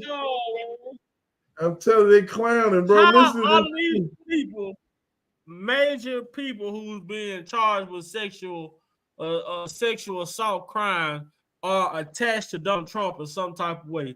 In Have some type of dealing with way. Trump. That's crazy. In some kind of way, man. That's They made crazy. a lot of bread. They made a lot of bread. That was when Vince McMahon had to shave his head after that match, man. That shit was crazy. That shit was good. I think Donald Trump jumped on him with some shit, and the crowd went bananas. Lost it. For real. I mean, come on, that shit crazy. But let's continue. I need to hear all of this because this is the play. They running the same play. I'm back. My God. All right, man. Hold on. These text messages where he's messaging her. This is purportedly Vince McMahon saying, "Hey, this guy wants to do this," and I'm not going to get into the verbiage. It's not how I talk. It might be how other people talk. But wanting to have their way with her sexually. She's claiming, that basically he was trafficking her to other people, like kind of loaning her out, if you will. I don't even know if that's the proper term, but that's kind of what it sounds like. And she was like, "Yeah, next week or let me rest up." I'm telling you, man, straight up, they finna get into some. But what they want you to believe is that motherfuckers are so stupid to commit crime and leave paper trail.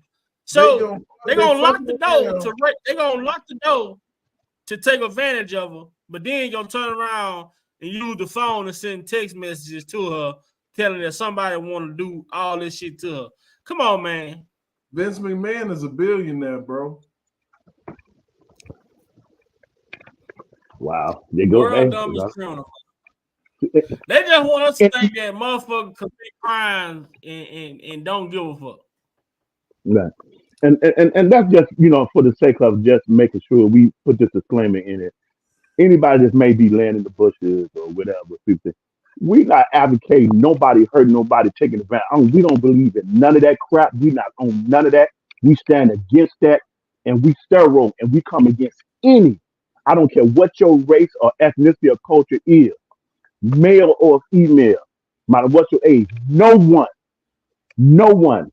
If it's not welcome, if it's not agreed upon, no one should, and especially those who are power, supposed to be governed and assisting and covering and protecting individuals. We stand against anything like that. We got to just make that clear, because in this society, you shouldn't have to do that. It should be a no-brainer.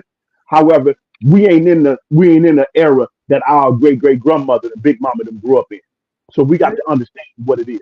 You know what I mean? Let's just put that disclaimer out there, nephew, provoke. But you know what? I'm gonna be honest. You know what? People always be talking about. Trump said, "Grab him by the pussy, man." But R. Kelly said he had married the pussy. He is sticking, he had kissing, he had licking, he put his whole damn head in it. But ain't nobody look. We can't just people say shit. For real, if we went and condemned everybody for everything that they done said, you can condemn me. You can condemn your damn self. We done all said some fucked up shit. Then you gotta understand the age, the time that we're living in. These people are capable of making it sound look. You said any fucking thing. So, some shit I just question. I mean, grab him by the pussy. So what? He was famous at a point, and at a point, females would let him. Females would probably come up and grab him by his dick. Probably, more than likely. But you go to jail for that. You go to jail for that. You remember? Kevin Gates was performing and the girl grabbed him. That is a form of assault. You know, that's not, you know what I mean? You So see what I'm saying? we're not supporting that. The girl grabbed Kevin Gates between the legs. He told her, "Don't Right. do it no more." He did it again. He kicked her. He go to jail for her violating him. Right. Yeah, but let's listen to some more of this horse shit. It's like that. So you have the text messages. Is there other evidence you have to support these claims? Because that's a pretty vivid thing. Well, we have her firsthand testimony, and gathering all the evidence are the firsthand testimony ain't shit. Where the rape kid at? Is they gonna make this federal? Is this a federal thing or a state thing? They finna fuck this old ass man over, man. This shit finna be crazy. There are other text messages. Go ahead. What? What is going on with him? What is he? Is he rubbing shoulders with some powerful people? Is he trying to make a difference or impact on something? Because I haven't heard, man, he's been in the game a long time. I haven't heard nothing where he's been inappropriate or anything like that, man. Oh, bro, no, I can't say that. I haven't called. I didn't follow him like that, but I just don't recall. You know, feel me? Him and Trump, huh? He running there. Vince McMahon running that circle with Trump, man. Oh, it's the Trump connection, man. Okay. Unc didn't see the picture, Derek. Unc didn't see the picture. Which one? Oh, Vince McMahon and Trump. Mm-hmm. This, oh yeah. There it is. They got the comment right there. Yeah, see, Trump was on WWE and all type of shit, man. Oh wow! You know, it's all. Yeah. They go my boy Stone Cold. Goddamn me. Yeah. Stone Cold. I haven't followed wrestling since the old era. You know, Provoked. You already know. I come from that Dick the Bruiser, the Crusher, and you know what I mean. I come from that era, man. You know what I mean. You missed out because that was the best era right there. That era with Stone Cold, that was food. Yeah, I stopped. You know, them guys what they call the animal, the Warriors. They was called the Warriors. What does a hat y'all Jim Duggan? Yeah, I fell away from it. Yeah, when they tore that International Amphitheater down here in Chicago on 43rd and Halsted, once they tore that down, man, that was it. That was it for me for wrestling. Oh yeah. And by the way, you know, for all of those that are in the chat that are tuned in, you are actually tuned in via Big Vibe, via satellite, you know, to Provoke Thoughts Live. Okay. Make sure y'all go subscribe to Provoke Thoughts. If y'all ain't, y'all ain't sub to Provoke Thoughts. You know what I'm saying? Like, share, and subscribe, man. Tell your friends, man, for real. I mean, we got some, we unpacking some shit, man. I mean, that's pretty much what we do. We unpack it. We gonna unpack it. Tell your mama, tell your uncle, tell your cousin, or I say tell your mama, tell your sister, your brother, your cousin, even your uncle, the one that don't know how to work his phone that good. For real. So let's go ahead. Let's go ahead and move a little bit forward. Let's go ahead and see, because we running a playbook. We paying attention here. So let's just finish this out. We only got a little bit more to go. Well, it was attached to our complaint, so we're trying to invalidate it pursuant to the law. WWE just signed a big deal with Netflix. Wrestling, of course, all of the money is big business. Vince McMahon actually stepped down as CEO of WWE back in 2022 after similar allegations were made against him. A spokesperson for McMahon released a statement saying that Janelle Grant's lawsuit is, quote, replete with lies, and he's vowing to defend himself. At the time of this recording, we hadn't heard back on our request for a comment from John Laurinaitis. Actually, crazy, bro. I can't even understand how the hell we listening to a repeat performance. Now you got another person, so there goes a co-conspirator. There's a There's a co-conspirator. The whole thing is really, really creepy. You know, we did get a statement from them from WWE, and it says Mr. McMahon does not control TKO, nor does he oversee the day-to-day operations of WWE. Well, that just happened really in the last year and a half or so. While this matter predates our TKO executive team's tenure at the company, we take Ms. Grant's horrific allegations very seriously and are addressing this matter internally. Have they reached out to you at all? I mean, they're at least acknowledging this. And okay, no. What is your response to their statement? Well, I believe that we were at least Janelle was fine with the fact that they did acknowledge that what happened to her was horrific. You talked a lot in the beginning of our conversation, or you mentioned grooming. Yeah, and so there's a mention in the keyword. Their words, boy. You heard that keyword? Yeah. This is one of them words. Hold on, hold on. We gotta go back just a little bit. Don't forget when she said horrific. You know what the meaning of that word, the impact of that word. You gotta watch how they put these words together. Yeah, but keyword, check this out. Listen. Knowledge that what happened to her was horrific. You talked a lot in the beginning of our conversation, or you mentioned grooming. And so there's a mention in the lawsuit as well, and it's a pretty lengthy lawsuit. I didn't know my mic was muted, but yeah, grooming, man. Grooming, George man. Foreman grooming. Right. Bill Cosby grooming. R. Kelly grooming. All these men. Michael Jackson grooming. Come on, man. I'm talking about keywords. I mean, I'm telling you, unpacking this shit tonight. This is one of them nights, man. I mean, she was kind of showered with gifts, cashmere sweaters and spa days and things like that. Looking back on all of this, does she just... So you reaping the benefits. When do I see a 2022 BMW XL30? What the fuck? Oh, shit. Oh, shit. Wait a minute. What type of victim is this? Hold on. Slow down. What type of victim is this? Stop. Now I'm getting shitty. 20,000 towards surgery paid directly to surgeon off. She wanted 20,000 in her hand and wasn't gonna go have the surgery. I get.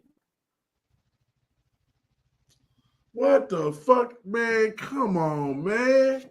What are we doing here? Why are we back here? We done went in the full circle.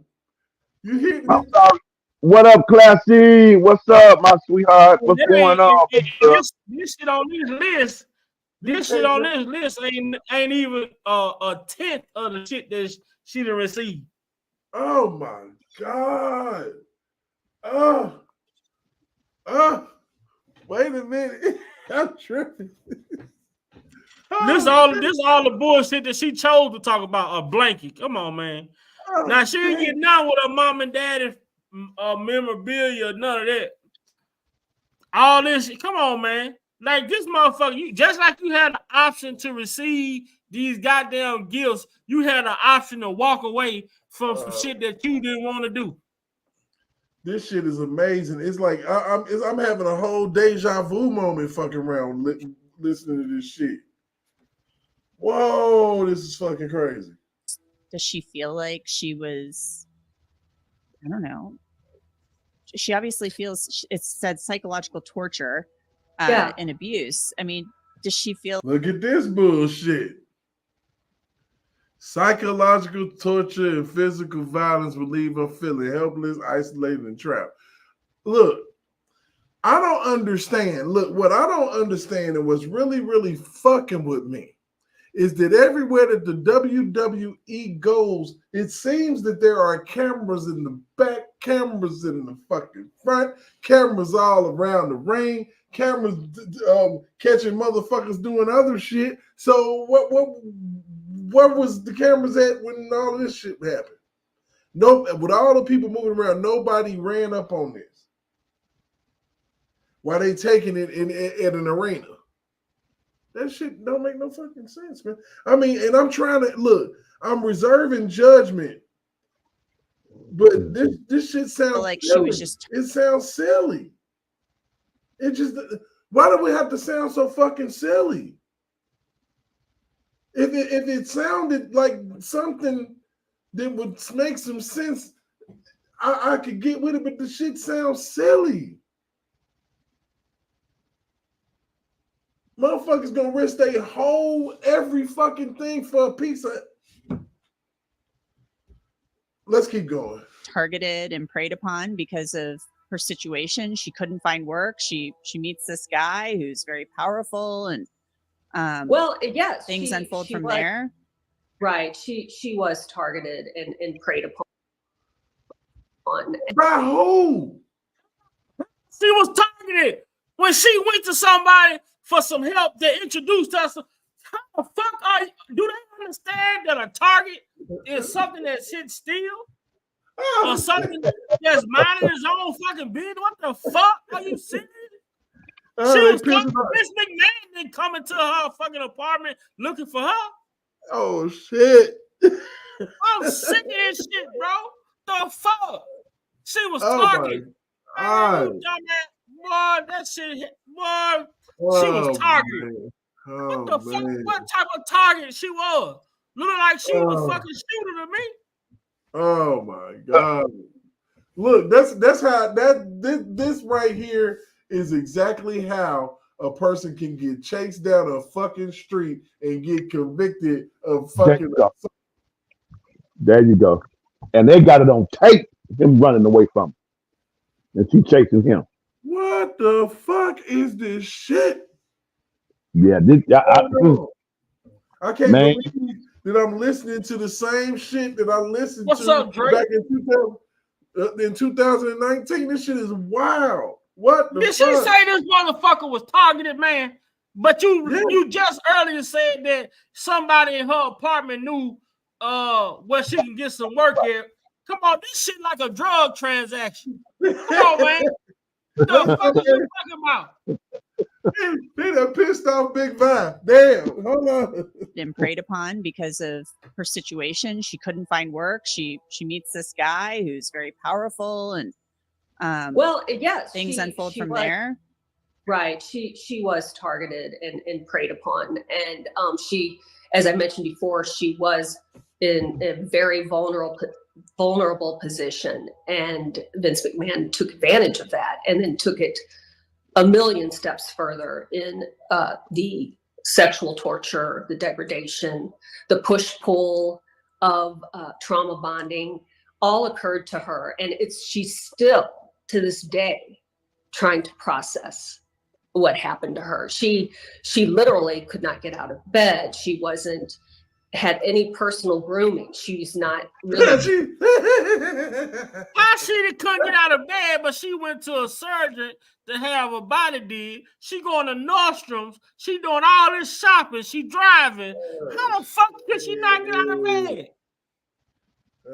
This shit is wilder than a motherfucker, man. I can't believe it, man. This is crazy. Hold on. Got to be more careful. This shit is crazy. Let me get my man's back up here in a second, man. This shit is fucking bananas.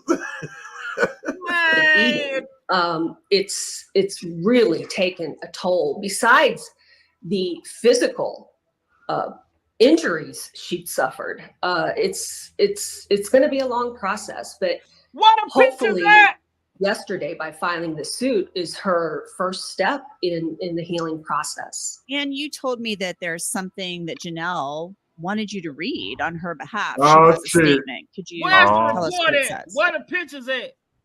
Where the x-rays at? Oh, this is pertaining to Vince? Yeah. Oh. This shit wild as fuck, man, bro. I'm serious. Where is the evidence besides testimony? This is these emotional pulls and plays that they pull on stupid motherfuckers that make them, that you don't need no proof. They do and say this dumb shit. It's fabricated. And they playing on other people's victimizations. That's like when you in church and the pastor sit up here and at the end of the day, when he trying to get somebody to come to the altar call, he'll run a myriad of every dang thing in the world that everybody going through in hopes that he'll catch somebody in the crowd that's new and they come down to the altar. Mm-hmm. I mean, it's simple, man. I'm like, come on, oh my goodness, let's wrap this up. Shit. That she hopes any doors of secrecy have been blown off their hinges and that fresh air fills the headquarters. And she hopes those at the company, past and present, who fear speaking out about harm is a thing of the past. She wishes everyone peace. And Callis, attorney for Janelle Grant. Oh my! You know what's so funny, man? It's so funny they want to put a sex trafficking on every successful man. Here comes the train. Here comes the train. Well, we might see China on this motherfucker, boy. Bro, we might see them old ass women on here, man. If they still living, they used to be on wrestling. Man, yeah, Lita too. Lita might be on there too. Man, look, like I said, all you got to do is go. I mean, and you know what? It's bullshit everywhere. You got to think about wrestling is big and wrestling is nationwide. Yeah. They gonna have men. They gonna have men on there too. Why? They gonna have some men in here too. They gonna wanna make them look. They gonna add the men in there just to ruin the reputation, bro. Yeah. Oh no, bro, come on now. I'm telling you, that's already in play. That's been in play forever. I'm telling you, I'm here to educate. Don't worry about that. I'm about to educate you. A lot of people not seeing play. Hey, what's up, Darlene? How you doing, my dear? What's up, Darlene? Good to see you, Darlene. That's my girl. Miss Darlene, that's my girl. What's up, Darlene? How you doing, baby?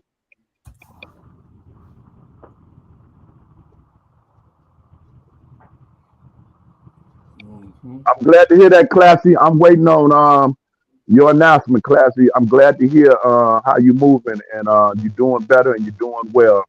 I'm glad to hear that. Glad to hear that.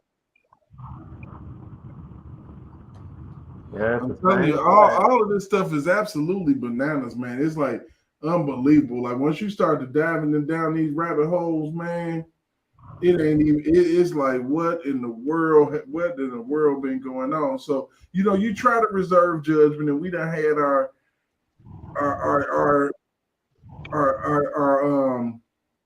saying that I'm play devil's advocate for Vince and all of that, and and it's all good, but you need to hear all the evidence.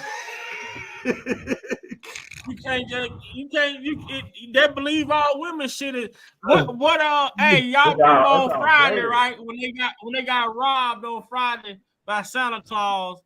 Right. They were like, we the victim, and the police was like, that victim shit is overrated. Right, so we can't believe all women because that believe all women shit is overrated. All right, so check. You see the woman that lied about getting hit upside the head with the brick. She facing charges. Yeah. Right, so shout out going to jail. She's going to jail. Yeah. Yeah. So shout out to a channel that I watch a lot, man, WrestleMania. That actually get a lot of good content. So this is behind the Titantron. So I want y'all to take a good listen to this because you were saying something about the man. Here we go. Hey guys, just before we get into the video, please take a minute to check out WWF Vintage. It's a Facebook page dedicated to old school WWF. So whether you're a fan of the Golden Age, New Generation, or Attitude Era, this page will take you down memory lane. By various media sources and backed up with sources seen at the end of this video.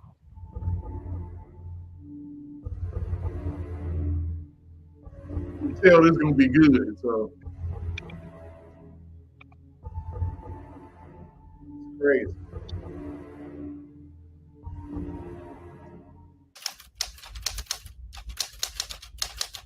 What's going on? Wrestling in the 1980s saw a massive surge in popularity in the USA. With the expansion of cable television and pay-per-view broadcasting, coupled with the ruthless tenacity of Vince McMahon's business strategy, saw professional wrestling shift from territorial-based promotions to just two nationwide companies. The two granddaddies, if you may, were otherwise known to be both the World Wrestling Federation, owned by Vince McMahon, and World Championship Wrestling, owned by Ted Turner.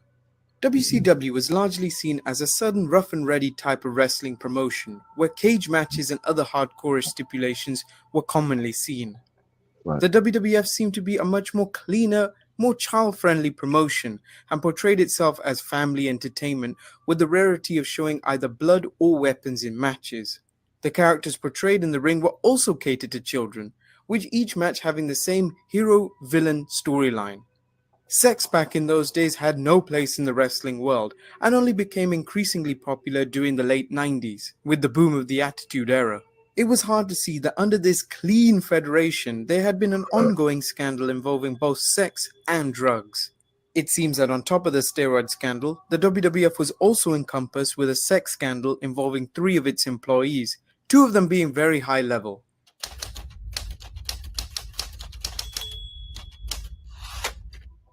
Allegations would start with former ring boy Tom Cole. For those of you who don't know, ring boys are those who have been hired to set up the ring and staging in the arena before the event starts. The then announcer at the time, Mel Phillips, was in charge of hiring and supervising them. He was known to select boys that came from broken homes and troubled backgrounds, and it was mentioned by various wrestlers that he... That's fucked up. Yeah. Broken homes, troubled backgrounds, huh? That is... Yeah. That's a little bit of targeting. Yeah. It's kind of deep. Yeah. Hate to see that, but you know, allegedly. Right. Let's keep going. He also kept a journal of all the boys involved. Cole was an underage minor when he first started with the WWF in 1984. He alleged in 1992 that wrestler turned front office employee of the WWF, Terry Garvin, had attempted to seduce him. I can believe that. You see all the sugar in that tank? Yep, I can believe that. How about you, Big Vi? Can you believe that? Look like he the one who was getting it though. Don't look like he was itching it out.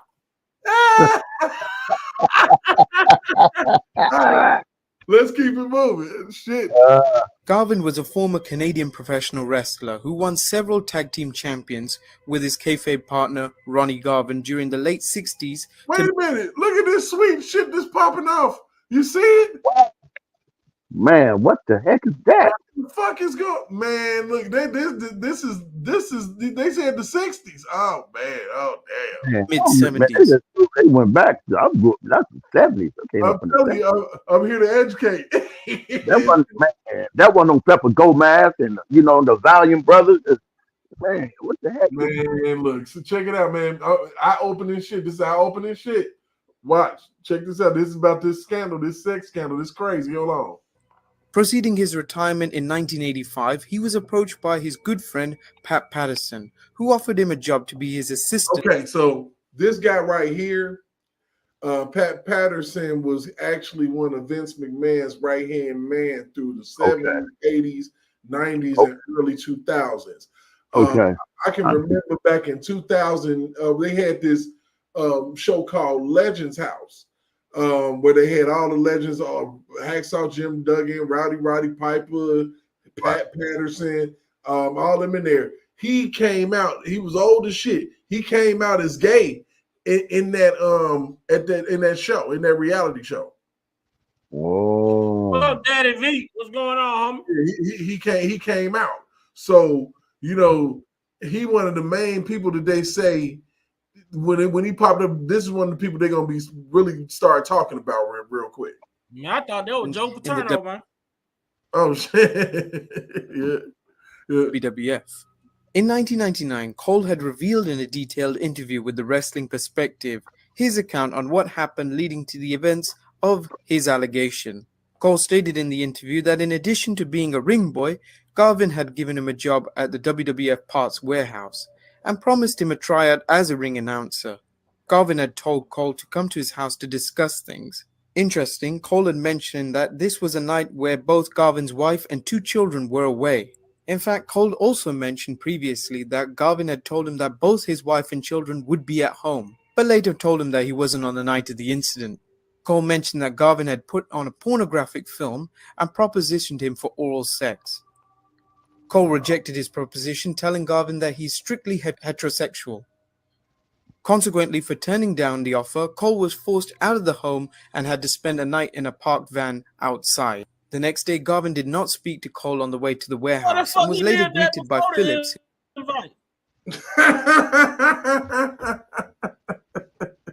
I feel you. That shit crazy. What the fuck you was living there before the invite that he had to go and sleep in his van when he left? Come on, man. This shit crazy. Yeah, what the fuck? He ain't gonna go back to the crib?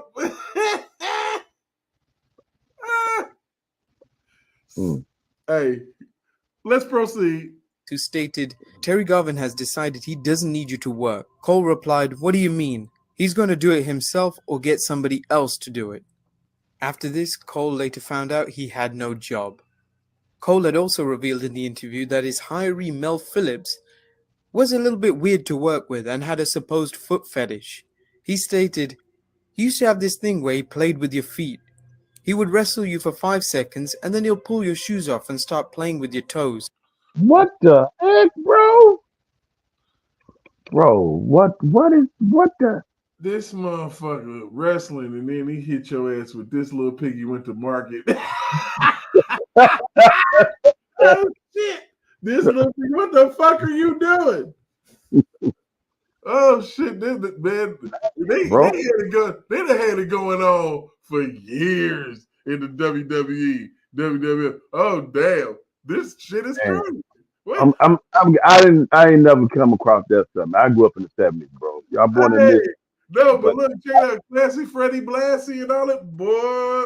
Hey. Yeah. When I was young, I wasn't thinking too much about it. Now I look at it like, wow, that was a foot fetish. There's something wrong here. Once Cole was fired from the WWF, he told his story to Phil Musnick of the New York Post and was looking to sue the WWF for sexual harassment.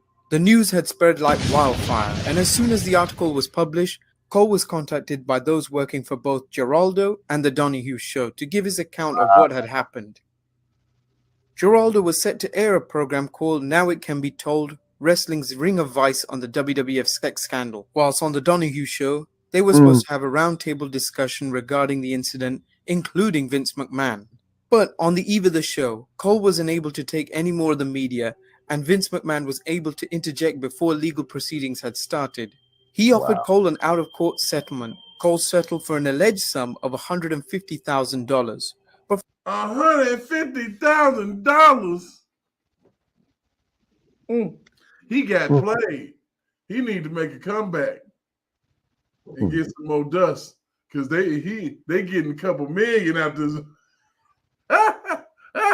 Shit, $150,000. They got him to settle for that. They Jerron to paste that man like that. Oh, don't do that. Don't do that. Wow. They paste her. All right, I know I ain't shit. Hold on, wait a minute. I'm sorry, man. I be having my moments, man. We rolling. We having a good time tonight. Shit. What up, J Rock? They hit him with the pace, man. Hit him with the pace. What the fuck did I just run up on? Hey, yeah, it's been wild, J Rock. It's been wild, bro. Hey, J Rock, look like you back there taking a shit. I just got through eating shit. I got me some food, went back at the crib, and the next thing I know, talk about playing with somebody's feet and everything. I'm like, what the type shit? Hey, they on goddamn what they call OnlyFans, man. They had OnlyFans back then. Hey, man. bro, we diving down the rabbit hole real quick, man. I saw that damn tight ass leotard outfit over that long hair. Like, hold up, bro. Hey, we diving down the rabbit hole because see, we have to be biased here. In order for us to get to the truth, we gotta play this shit down the middle. So we heard the accusations and shit. You know what I'm saying? I know how I feel. So I'm like, okay, so let's go back to the past. And the past is seeming a little bit worse than the present. This shit's crazy. We're gonna keep it moving. We're gonna keep this thing going because it's getting juicy. Shit. From different sources, this amount varies from $50,000 to $70,000. Not only was Cole given money, but interestingly enough, his job was also given back to him. Due to this out-of-court settlement, the interview that involved Tom Cole on the Geraldo show couldn't be aired. Otherwise, the WWE would interject and non-disclosure. Shut Right. your motherfucking ass up. Oh shit, that's crazy. and sue them. Barely more than a year later, Cole was fired again. He Damn. contends he stopped sharing information from his grand jury testimony and allegedly refused to cooperate in Vince's ultimately unsuccessful libel suit against Phil Mushnick and the New York Post. It has also been said that Lee Cole, the brother of Tom Cole, who was so he brought him back into the fold, basically, so that he wouldn't testify against him, but he wanted him to testify for him, so he didn't. So he fired him. Damn, that's crazy, man. Shit. Dirty game. was also a ring boy, had also alleged sexual harassment in the WWF. But there had been little to no evidence of this, and Lee's credibility had been called into question, as he admitted to having a criminal background. That's generally what happens. It seemed that right after Tom Cole's accusation, other wrestlers, including former wrestler Barry Orton, who is the uncle of Randy. Why are you looking like a straight up biatch? Oh my God, what's happening here, man? This shit is crazy. Oh God. Randy Orton had accused Terry Garvin of sexual harassment. It seems that well before Garvin had been employed by the WWF. For a short time, he was actually a booker, and according to Orton, during a road trip, Garvin had requested oral sex on numerous occasions. Orton mentioned that he refused all advances. This would not be his only allegation, however. During Garvin's tenure with the WWF, a number of people claimed that he was using his possession to have sex with younger ring boys. Not only did Barry Orton reveal his account, but he was also joined by former referee Michael Clark and former WWF announcer and TV presenter Murray Hodgson. Clark had been working with the WWF for over 3.5 years before any incident occurred. He claimed that Garvin had asked him whether he could perform oral sex on him. In exchange, Garvin said that he would get him booked as a referee throughout Canada and also get him a green card so that he could work in the US, and offered him an additional $500. Clark said that when he refused, his WWF career was over. His allegations went so far as to naming all three accusers, including longtime WWF. Hey, y'all see this shit? You're fired. Hey, your ass, you don't want to give up them cakes. Your ass is fired from WWF. That shit crazy to motherfucker. WWF employee and personal friend of McMahon's, Pat Patterson. Or that just could be the excuses they using for incompetence, which is what Vince said on Donahue. I don't know.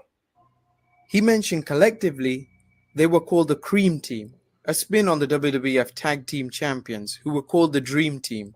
Hodgson, on the other hand, was a former disc jockey based out of Detroit and was hired. But the Cream Team, though? Ugh. That don't. We don't even need to go into how fucked up that sounds, bro.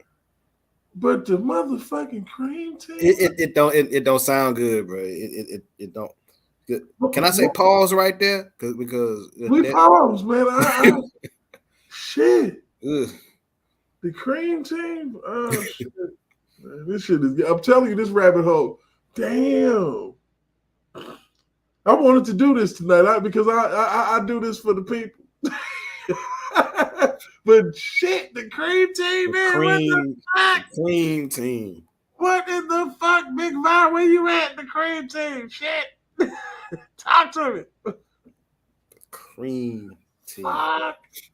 No. That's very let me put it like this. No, I know this is back in the day, but I don't even want to see what their finishing move was. Nope. I don't even want to. It's brutal. Whatever it is, it's brutal. I ain't gonna. I don't want that image in my head, bro. I don't. Cream Team. Fucking Cream Team. Oh shit. This is the Cream Team, though. Oh shit. That's very telling. I I just don't understand what the fuck's going on. It's extremely telling. But let's keep it moving. Shit, let's go. After a year-long search as a WWF announcer, he too made a similar allegation to Clark's in that he too was propositioned by not only Garvin, but Pat Patterson also. He claimed that when he refused to follow through with Patterson's requests, 2 weeks later he was fired. Since both Hodgson and McMahon were able to attend the Donahue show, they were able to interact with each other. Vince had explained to the public that Murray was primarily fired because he wasn't able to transition from radio to television. But it seemed that Murray was very confident in what he was saying and seemingly gave a good impression that he transitioned very well. In fact, he mentioned receiving a letter from the WWF that his progress was very good and that he had a 2-year contract. McMahon, however, retorted and said that he was only there on a trial basis, and there is a clause in his contract which states that it can be terminated at any time due to poor performance. He also mentioned that Hodgson waited 6 months before bringing the allegations to light. The show quite clearly made 6 months, shit, that's better than 6 fucking decades and shit the way. Hey, he came for it quick, if you ask me. Shit, Vince, what the fuck, man? Come on. Made it seem that McMahon was aware of what was happening in his empire. Hodgson spoke of his meeting with McMahon, which occurred after he was fired, when he said that he brought up the exchange with Patterson at the Worcester Centrum, and McMahon brushed him off.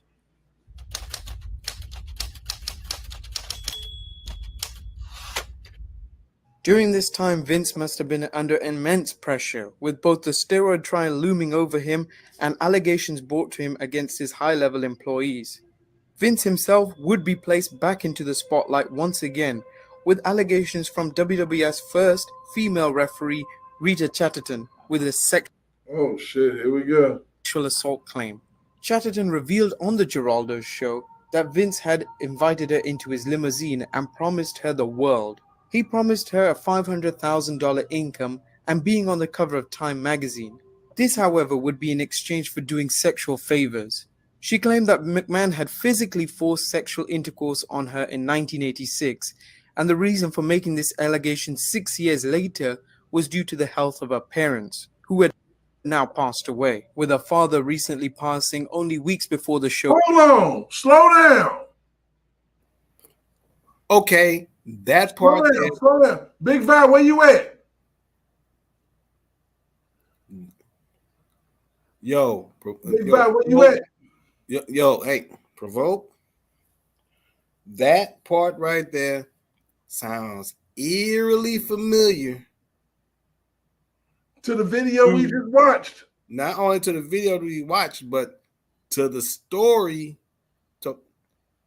in R. Kelly's trial regarding the name of Landfair family, who a daughter also had a father that passed away.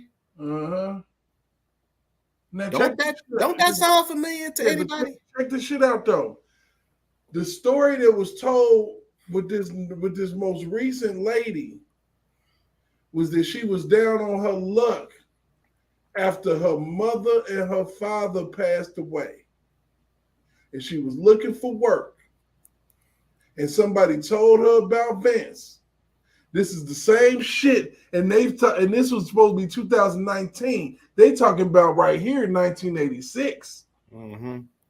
And it's the same fucking story. And don't that also kind of sound like in a roundabout way, almost like Lisa Van Allen?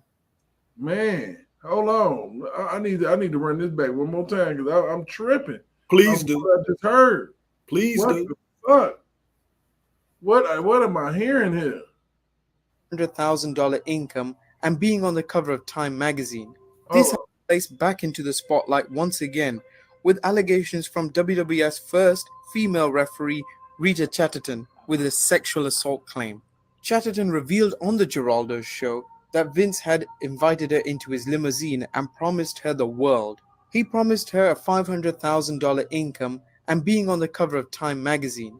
This, however, would be in exchange for doing sexual favors. She claimed that McMahon had physically forced sexual intercourse on her in 1986, and the reason for making this allegation 6 years later was due to the health of her parents, who had now passed away, with her father recently passing only weeks before the show had aired. It should be mentioned also that Chatterton passed a lie detector 2 weeks before the show and corroborated her story with Joe Stewart, who was a limo driver. Both Vince and his wife Linda McMahon ultimately filed suit against Chatterton for slander, and it was never That's interesting. It's a case file. It sounds like bullshit to me. determined whether Chatterton's allegations were legitimate, as it never reached court.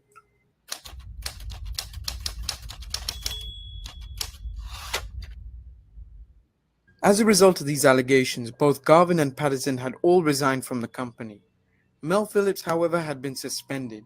Not long after, however, it seemed that Patterson had been brought back into the WWF and still to this day continues to work for the company. Garvin was never reinstated and ultimately passed away in 1998. Mel Phillips was also never reinstated and his whereabouts are currently unknown. As for Chatterton, she also seems to have disappeared into history. There have been so many scandals in WWE. Hey, they might have killed that nigga. Possibly.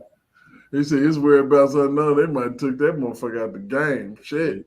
Wouldn't doubt it. Damn. What the fuck? WWF history that this one usually gets swept under the rug. But this scandal might have been bigger if anything else if proven true. McMahon can't be chastised in this instance since it's impossible to say what, if anything, had happened. And remember, it was never proven that any of these allegations were true, as Vince McMahon never went to trial, and these allegations just fizzled out. So with this information, what would you draw up from this? Would you believe the victims, or could these allegations be false in order to gain money or revenge from the WWF for their failed employment and overall lack of success in the business? Leave in the comments below on what you think. And as ever, thank you for watching. Check out my other videos. And that's why you take the shit to trial, because those are the questions that are to be asked. Is it a revenge thing because you didn't cut it in the fucking business? What's going on? Right. What's going on? You know, why is it that you are coming with this shit when you are? Now, the interesting thing about it is that story that she told, that's awful familiar to the story about the parents and shit and all that being sick and deceased. And I don't know, it's really weird to me that all these stories match up the same. And especially the story that we heard prior to that was exactly almost a spit and mirror image of the shit that you heard about R. Kelly. Spitting image. You can replace the arena with a studio, the office with a mansion. Right. Plug his name in, take somebody else's name out. Yeah. And for those who are blind and not realizing that they're being peppered with the same information and it's repeating itself. That's the only way that you can really understand what's going on, because if you notice, they're talking about it on SportsCenter right now. What? Vince McMahon resigns as WWE chairman. Resignation comes in wake of sexual misconduct and depraved behavior allegations from former employee. Mm-hmm. So they're talking about it on SportsCenter right now. I thought he had already stepped down as chairman. He stepped down, but then he came back because the shit went away. So, now it ain't going away. It done hit the block again. It's over. Once it hit the block again, you can forget about it. This is like the third, fourth time. Mm-hmm. Well, now it is saying that he has resigned.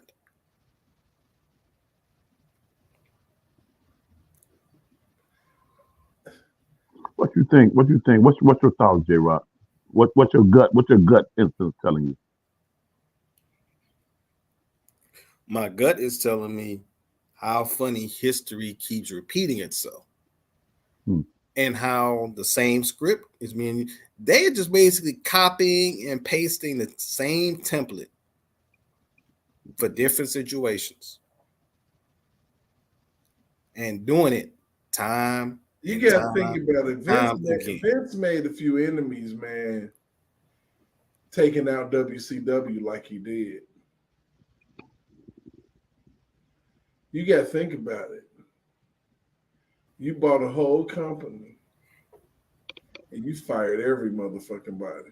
Oh yeah, because when you had the Monday Night Wars, when it was Raw versus Nitro, man, and they went back and forth for that was a. But the fucked up thing is the only reason why that shit was even successful is because of people who left the WWF to go to WCW. Right. WCW was lit. That was my shit, man. Man, I'm telling you, but the only reason why it was successful because it was a bunch of WWF motherfuckers that left and you went over there. The Wolfpack, motherfucking. All of them was in the WWF except for Sting. Owen Hart. Owen Hart, was it him? Shit, the dude that killed his family, him. The old boy, Goldberg, Goldust. I mean, but do you see that shit of how, like, it's just amazing how these stories are all the fucking same. They got some of the key ingredients is identical. It's all the same. And then WCW had written in this additional skits, but then when they had Ric Flair come up in there, the Return of the Horseman, Ric Flair went and becoming president of WCW. All those other skits came in along with it. You know what? In as arrogant as Ric Flair has been, and it's a scandal out there with him about a situation on the airplane. Yeah, he went through the same shit. He was even in an airplane crash and survived, man. I said, God damn. Man, Ric Flair, bad boy. You can say, woo. Ric Flair pretty much said, the stuff I said that on those shows, I wasn't just playing a part. I was like, we did that shit. Everything I said that we did that. When I would go to a hotel or buy out the bar, I did all that shit. He did all of that. When I talk about I have 4 or 5 girls in the bed at the same time, I did all that. So when I got the limousine with the girls all in the line, did all that shit. He say jet flying, limousine riding, kiss stealing, wheeling, dealing. Woo! Ric Flair, baby. And I'm having a hard time holding these alligators down.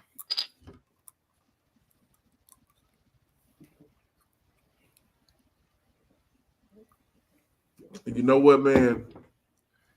Like I said, and like I said, I like to bring all of this because we got to be aware of what's going on and how it's going on. Because like I said, it's if you didn't pay attention, you just think that Vince was going through something and you formulate your opinion based off a sound bite.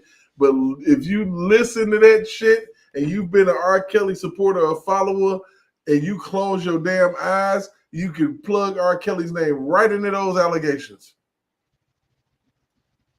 That's a RICO right there. Yeah. The shit that they just said happened is racketeering. If you got all these people and all these, and they telling all the wrestlers to keep quiet and shit because it's fucked up.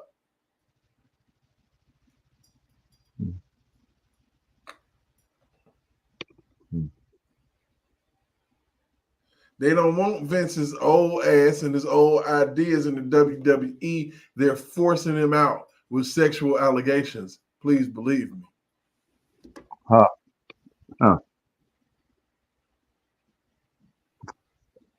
The easiest way to get somebody out of their business is to say that they took advantage of a woman.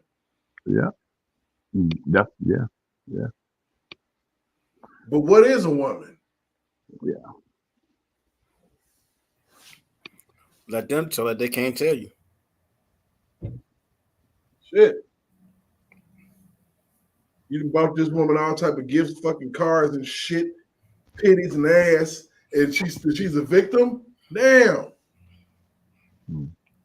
That list fucked me up. Mm-hmm. Piss Big Vi off. Shit. I did see. You know what? I did see a little bit of that list. I saw $20,000. I saw cashmere this, cashmere that. I'm like, damn. You went from being down on your luck to living the lifestyles of the rich and famous. Yeah. Robin Leach. I'm talking about she all off up in Nordstrom's, man. She ain't going to no regular fucking store. She going to Nordstrom's, yo. She's not at Walmart. People that's down on their luck, people that ain't down on their luck and trying to hold on their money at Walmart. You in Nordstrom's and shit. Bad, expensive ass shit, expensive everything. It's crazy.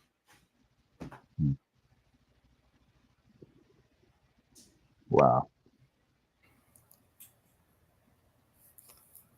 That's wild. I mean, Yeah, this almost like that. What's that woman?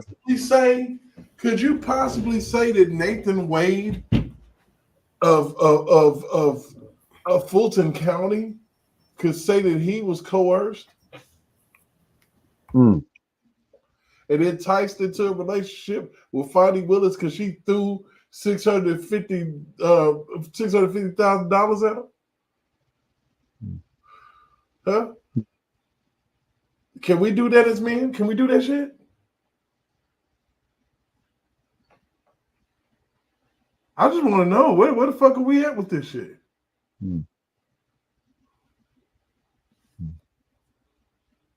Where are we at? I'm trying to figure that shit out. Where in the fuck are we to where there's zero accountability for a female? They can run up in the fucking church house and say, "Oh, I'm not perfect." Not the accuse people of being racist towards you when ain't nobody giving a damn about the color of the dick that's going up in you. It's the fact that it's a dick that's going up in you that ain't supposed to be going up in you and getting kickbacks from your job. Freaky Fanny. Not because of your color. You could be green and that'll be a damn problem. Wow. But there's zero accountability. People, a lot of women out here don't want to be held accountable to their shit. Hey, she could have went. Hey, she could have went and said the same statement over there in Jamal Bryant's church. After all, that church is in Atlanta too. I'm like, who the fuck is you trying to fool? Talk about why is they picking on the black people? Ain't got nothing to do with that shit. And you have to be, they count on, our people, black people, of being blind and being oblivious and not knowing how to pick up a fucking book and just being stuck in their own ways. And a lot of people are on black and white side, on Mexican, Puerto Rican, Chinese, stuck in their ways, and they're just ignorant to anything progressive or forward moving. But we have to realize, man, that it's so much shit that we can learn, from each other instead of trying to always single out differences and what makes us so different. It's so much shit to make us the same. Everybody that's on this live, everybody that's in the chat, go to the fucking grocery store making life decisions nowadays. But yet you got, a border that's wide open that people can come in here. They can't speak a lick of English and get food stamps to help them out with their lives. When average working people could use that boost. We can use that help. We shouldn't have to be down on our ass to qualify for no shit like that. We should qualify for it because we're American citizens to pay fucking taxes.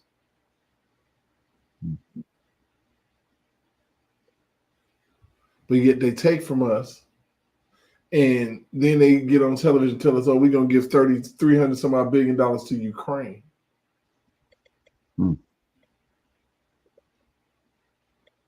I don't give a damn who don't like my stance about shit. I've been saying free R. Kelly for 6 years, damn near, even before he was locked up. And I don't argue with a lot of people about that shit. But one thing that I learned is that you got to stand on your box. If you don't stand for something, you'll fall for fucking anything.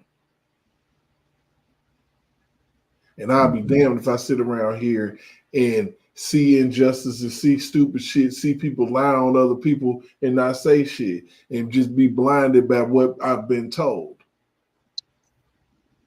Because if I had went off what the fuck I'd been told, I'd have been over there on the Oak Cove side. If I'd have been listening to what a motherfucker was telling me on Surviving R. Kelly. I wouldn't have been able to realize by listening to people and listening to other podcasts, but hell yeah, this shit is bigger than R. Kelly. Yeah. How the fuck big is it? It's really, really fucking big.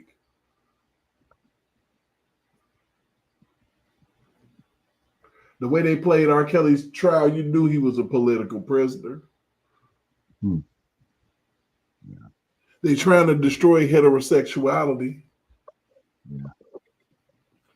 So take the heterosexual king of heterosexual sexual music away.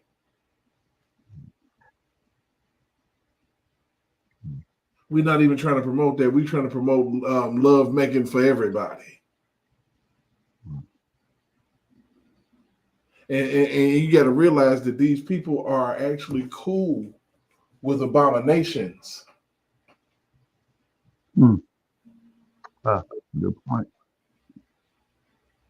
These people who are trying to tell us how to vote and who to vote for are cool with abominations. It's okay to put a hormone in a kid and change them from who they are into an abomination. Because that's what you're doing. Because what God makes is perfect. He don't make no mistakes. We the ones get the fucking up going, and we can talk about Michael Jackson going and slicing on your damn nose until you get a attachable one that you got to put on with makeup and shit. We the ones that go to the damn store, will go out here to Miami and get a Brazilian fucking butt lift and shit, and then your ass turn green. Fucking with ourselves, making an abomination out of what God made perfect.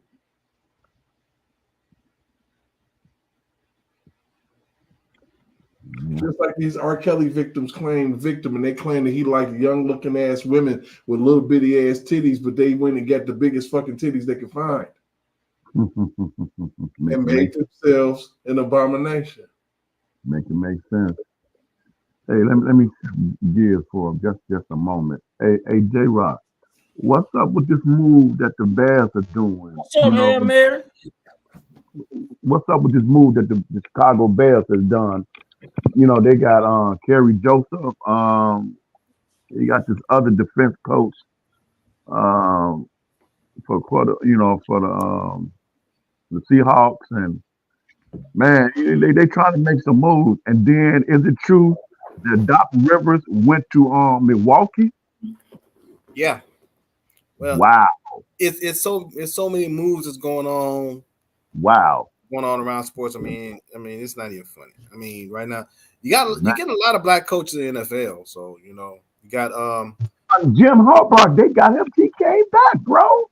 Yeah, he came back. Jim Harbaugh went back got the job in LA.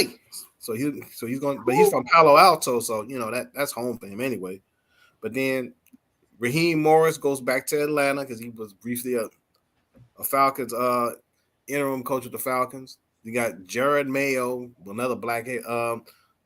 coordinator under Bill Belichick, who's now he's a coach up there. So now you got 3 black coaches. See, looking interesting, man. I think that was a good move for Doc Rivers to go to Milwaukee. What you think? I think I don't like it.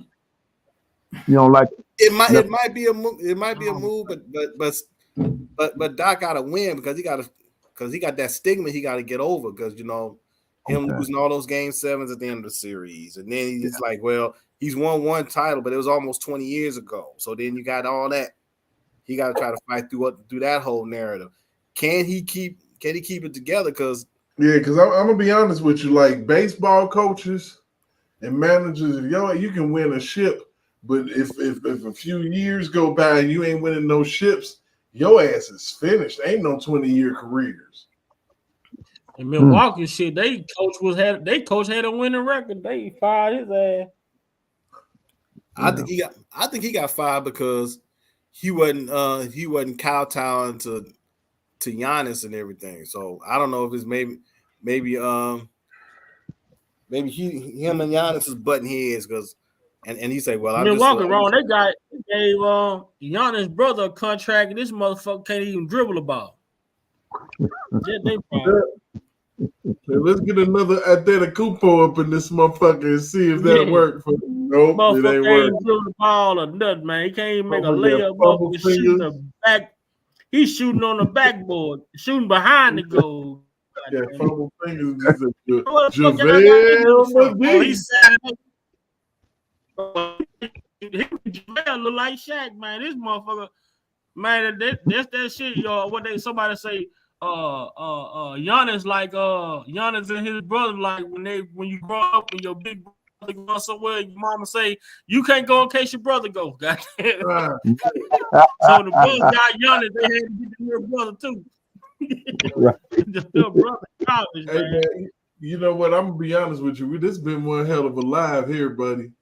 It's been all right. I ain't gonna even lie to you. Oh yeah, man. That shit with Shannon Sharp, that shit with Vince McMahon. It's like it's almost like deja vu, Then the shit with Shannon Sharp, we already know what that's about. They didn't expect that brother to have the type of success he's having after leaving Undisputed, and now he's doing this thing. Now here they go. Then the baddest part about it, you want to make this like this man fucking with one of his children, man. Come on, bro. Like, come on, man. After that interview with Cat Williams, he literally shut the internet down. Yeah, I knew it was a matter of time. It was a matter of time. Just let you know how this is real. What solidified what Cat Williams was saying. Started getting network phone calls for his show. I'm almost certain I'm almost certain networks was calling like, look, we need Club Shay Shay on NBC or some shit. He said his shit was on the Jimmy Kimmel show. His shit was up there with them ratings, man. And that's it. That right there. There it is. Bingo. There it is. They said, oh no, Nick Rose, you better stand your Live, all that shit. You don't know your place. Saturday Night Live spoofed it. Yeah. They told you don't know your place. You don't know your place. See, which solidifies everything that Cat Williams said. It just solidified everything he said. If anybody was calling, if any network would call Shannon about anything, it should have been CNN. They said, look, you come on CNN, we will bump off Gayle King and Charles Barkley. That shit. We will knock them two off if you come on with us. That show ain't shit. No, it's not. Yeah. Two lame motherfuckers up there trying to, man, what the fuck? One lie, one can't even talk. I'm sorry. I yield back. No, you're right. You told the truth. You told the truth. I'm sorry. I'm sorry. No. I'm sorry. No, don't apologize. Hey. You ain't gotta apologize. Wow. Don't be like Dennis Allen with the Saints talking about you gonna apologize to an opponent but throw his players under the bus. Don't do that. Don't do that. Man. Don't do that. What's going on? And then with all the crazy, I mean, golly, come on. 55 million views in 3 weeks. Man, yeah, that's unheard of. Unheard of. And hey, here's the thing. People talk about all the stuff, but no one is really paying attention to none of them jokers. Mr. Cat What's Williams up, missed it. Gemini? What's up, 71? What's up, 312? What's up, Vet? None of them. Nobody came out and said, that's a bald-faced lie. He's lying. None of them. Because I said earlier, like Cat said, he did like Giannis did. He did it the right way. He didn't compromise. He turned down. He did blacklist and whatever. So he said, when I walk in the room, they got to hold their head down. They got to respect this right here when I come in this building. Woo! You know what power that is? And what kind of envy and hatred? We mentioned that earlier. Tasha K. Tasha K got her day coming. She need to be in the padded room. She need to be in the padded room. I don't know what happened to her in her life, but that when I hear her talk, there is so much hate. What is it? Evil spirit coming Man, you know off what of happened to her? I don't know, man. Goddamn She ain't gonna stop until they put her in prison. They ain't gonna stop until they put her in prison. That's the only way I see her stopping. She is never. I done met them kind and dealt with them and seen them and working. Somebody with that what she got on her, and I don't see no other way. She had to be in the hospital on monitor or a party room or in jail. That's the only way I can see her ever closing her mouth. As long as they allow her to have a platform and talk, that's how dangerous what she's saying is, because it's the influence, the impact. She want Kels to be her abuser, but her Uncle Earl, the one that made the potato salad, that's the one who was really doing the abusing. You know what I'm saying? See, Unc potato salad too good for him to go to jail. See, they need him at the cookout. You know what I'm saying? Wow. That's how that is. You know what? And I'm gonna be honest with you. Then she beat Kevin Hart because he failed to provide. He failed to provide detailed information with his suit. So then she come out and read this bullshit talking about the government said the BOP. Of course, the BOP investigation didn't include any information of you buying the transcript. It didn't even have the fucking officer name in there. It didn't have shit. Right. It was a bullshit ass investigation. So of course you're gonna read that, Tasha K, with your bald head ass. But look here, you ain't got away. Cause what you talking about, R. Kelly, Darren McDavid, and Milton Brown, what that got to do with New York? We talking about Angelo, how he did R. Kelly jail records. Yep. We talking about We ain't talking about that Chicago shit. We talking about New York. Yep. And since you want to go back on Chicago so much, let's go back to the time when she was talking about Chicago, when she visited Chicago, and then she came out late on video and said, this time around, not the last time around. You hear this from me, and the receipts check out, and R. Kelly might be innocent, and you could tell that woman was telling, and you could tell that woman was telling the truth. You could tell how she hung her head, how that body language was. It hurt her to even say that. Well, who was she talking to at that time? She was talking to Don Russell. That's around the time when she linked up with Don Russell and doing them Don Russell interview. But then she want to sit here and say that R. Kelly, she know R. Kelly not responsible for that $10.5 million. She know that Don Russell wasn't R. Kelly manager. But you want to bring your peacock looking ass on here and keep on with the bullshit. Your drunk ass. I ain't say she looked like a peacock. I said she looked like Daffy Duck with the beak shot off. But you know, hey, that's how she want to roll. Because now I know you heard on the 5150 with Corey Holcomb was on it earlier this week. We talk about when Corey was talking about her daughter, talk about pretty much how his baby mama poisoned his daughter against her, and she was talking about, and his daughter told him, you know, the way she said she being treated. She said, well, I'll go to Tasha K. He said, you say you can go on that bitch's channel. You ain't that bitch. Let me know when you get over there.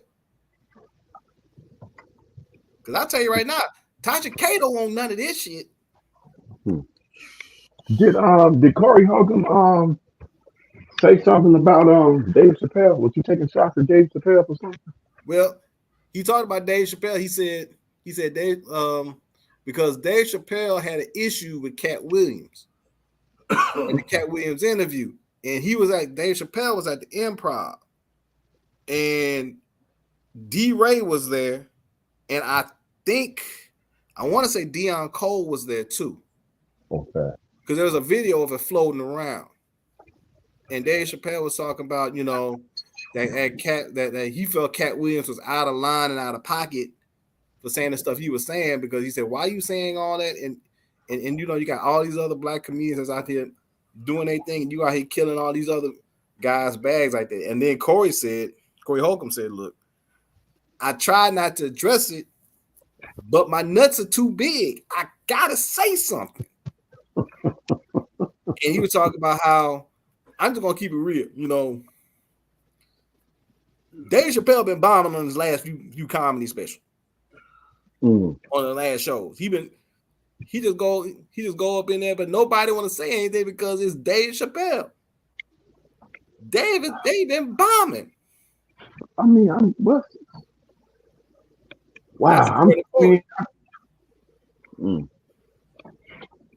Wow.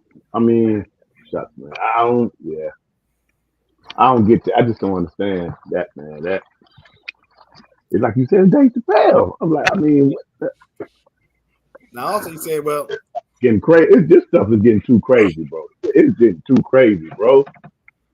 Man, we just got to yield back, man. That's Cat Williams kicked over a whole hornet's nest, bro. I mean, because now you got to get in your bag for real, and you bet not, damn it, you bet not steal nobody's joke, motherfucking mind. Hey, it's the same thing when Pac was saying his stuff and doing his stuff. It's the same thing like Nephew said. You know, they said, you know, Nephew said how, you know, Kale's overseas. But, you know, the thing about Kale, he wasn't hating on no artist. Now, if you can blatantly come out, who that he came at, and he even really go at him hard like that. Who was that Kale had dressed with? Was it Neo? I think it was Neo. I don't think it was Trey Songz. I think it was Neo. No, R. Kelly came to Trey Songz. Was it him or what?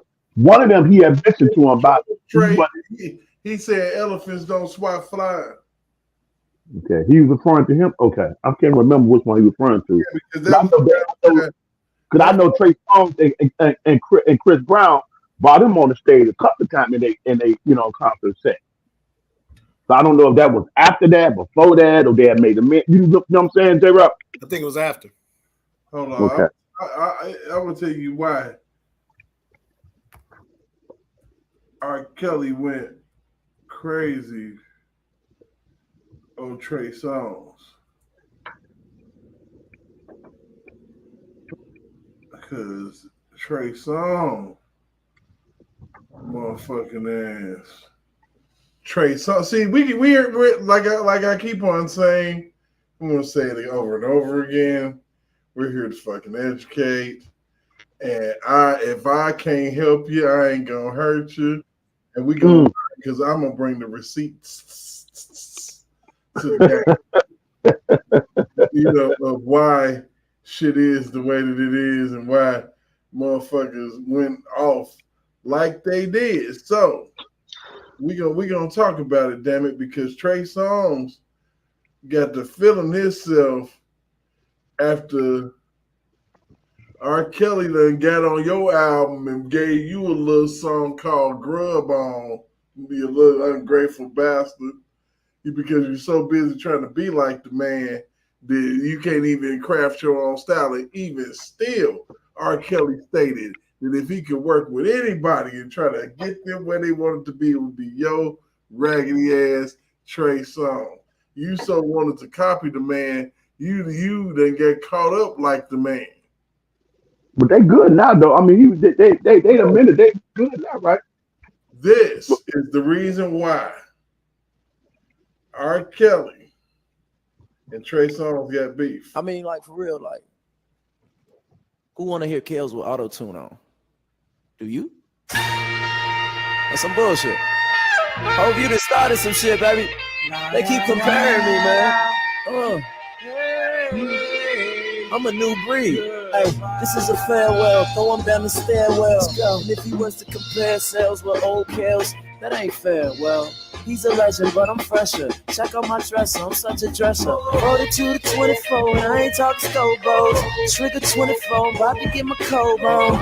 Fresh about the shower, I ain't got a robe on. It's for the ladies, y'all. So we ain't finna listen to no full fucking Kels diss track. We just ain't finna do that bullshit on my motherfucking station. But I just want to kind of let y'all know. This is what the fuck happened. I kind of remember that a little bit, but here's the thing. How you gonna get up here and try to do a quote unquote Kels diss track when you got other people writing your shit? I mean, so what did Kels told Rosenberg though? Well, where he going, he trying to take the elevator, but sometimes you just gotta take the stairs. Goofy motherfucker. So you up here and you do this shit to yourself because didn't nobody do nothing. Didn't nobody do that to you but you, bro. But you know, in response to that, shit like this happened to you. Mm-hmm.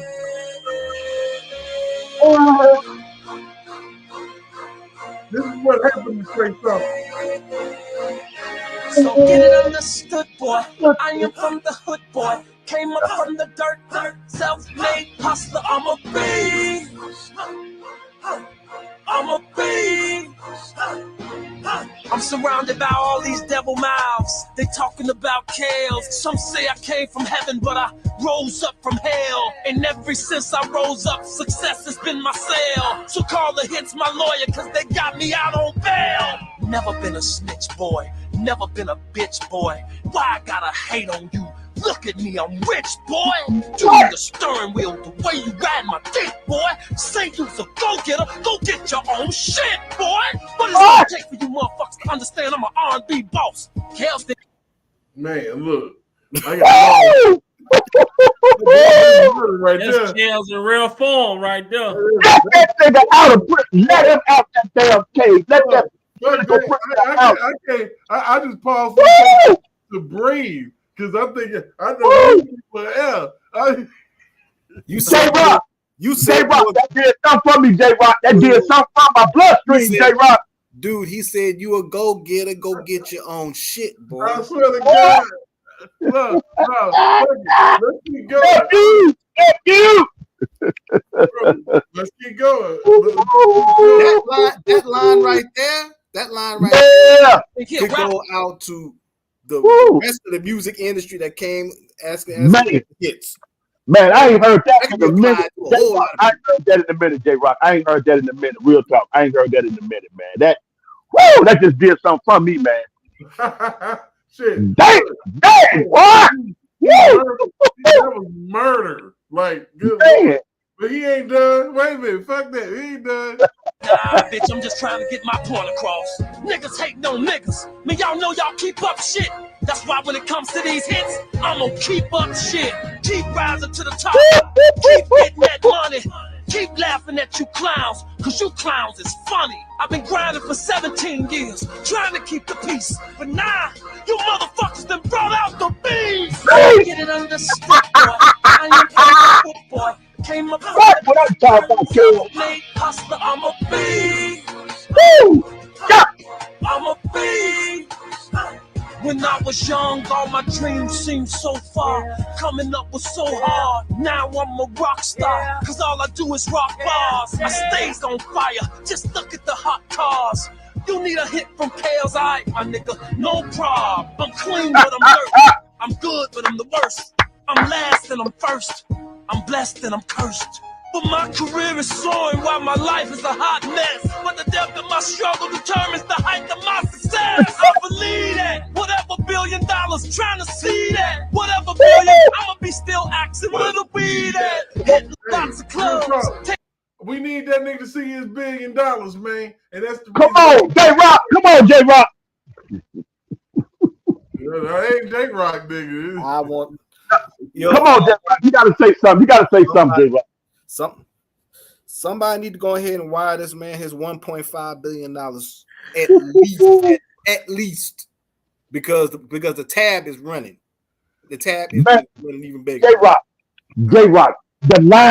The line he said, when it comes to these hits, I'm still gonna keep up. Let's keep moving. Oh, man. You want to hit from Kales? All right, my nigga, no problem. No problem. We gonna work through it. Man, if that song, I'm sorry, y'all. If that track right there don't solidify and speak for itself, when you look at where the R&B, no disrespect for some of the OGs that's out there, man, trying to keep alive, doing their thing, staying in their lane, man, being humble, man, doing their thing, man. Ain't took no shots, my brother, supporting the behind closed. Man, this all, but hey, it ain't no R&B, bro. It's dead. What out here in the industry, it's dead and don't. I'm around DJs, around lounges, bro. They still do it to this day. They doing karaoke to this dude, man, to this music. Mm-hmm. They bumping his stuff, They bumping Kales, man. Like in the words of T. Stevens, you gonna get this Kales.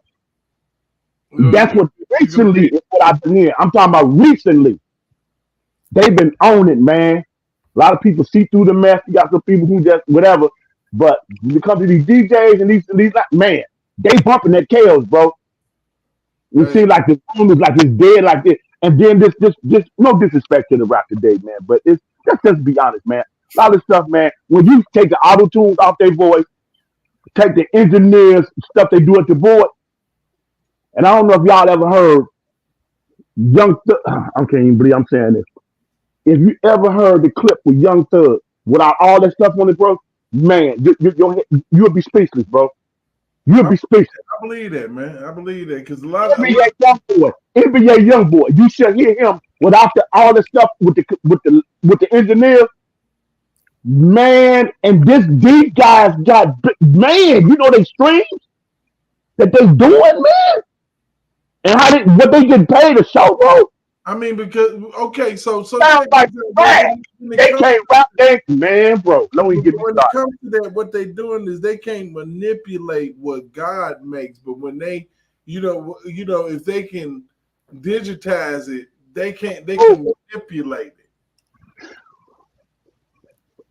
Man, y'all think that clip, man. They can manipulate it, bro. I mean, and then that's how they get into stealing your voice. That's what the AI shit all about. See, yeah.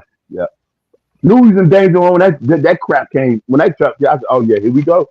Here it is. They did it. They can make a new R. Kelly album right now with the nigga locked up because they got the AI shit. Yeah, they ain't. Yeah, you knew how crazy AI was when Keith D went to jail. They made a whole Tupac song, bro. I'm talking about quickly, nigga. Quickly, nigga. Oh my goodness, I'm having fun with y'all motherfuckers tonight. You can't mess with the originator.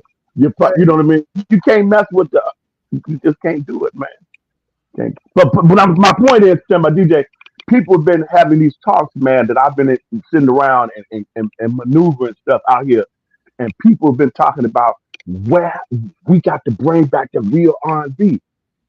And one of my coworkers, I think I told y'all before, one of my coworkers hooked me up to this dude, man, named October London. Oh, October London, you talking about my man's that can we go back to your place, huh? This dude did a whole album and rebirth for dedication to the late Marvin Gaye, bro. Your place of residence. Woo! You about to talk to me like you understand what I'm saying, bro. Boy, shit. Hey, J-Rock. I'm like, Go hit that Gerald, provoke. Go hit that Gerald for us, man. Go hit that Gerald. Go hit that Gerald verse, man. I ain't trying to do all that tonight, man. Shit. Man, come on with that Gerald verse, man. I ain't got enough liquor over here to be playing like that, right? Hey, man, you about to make me take another. Man, hey, I'm gonna be like JT. I'm gonna be like Crux saying, man, I got to take me a cold. Derek, how you don't have enough, Derek? How you don't have enough liquor over there, man? It is now the weekend. You got to stash something. I know you do something, man. Check it out.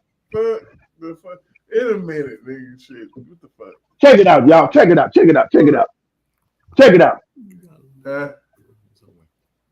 Y'all can't see it. Let me hit the light off.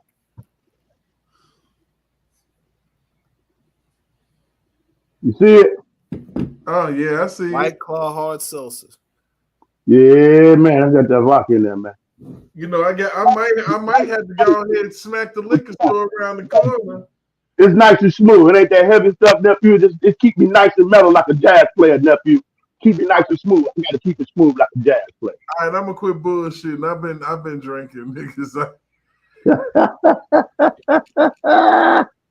I ain't gonna even play with y'all. I got a little stuff over here. I got this legendary that I've been working. I hear you, J-Rock. I hear you, J-Rock. I got this I've been working on. He been drinking. Yeah. I mean, shit, it's making for a better product over here. I'm over here. I think I'm doing a good job tonight of presenting some facts and peeling back some shit. You know, there's a lot going on, man.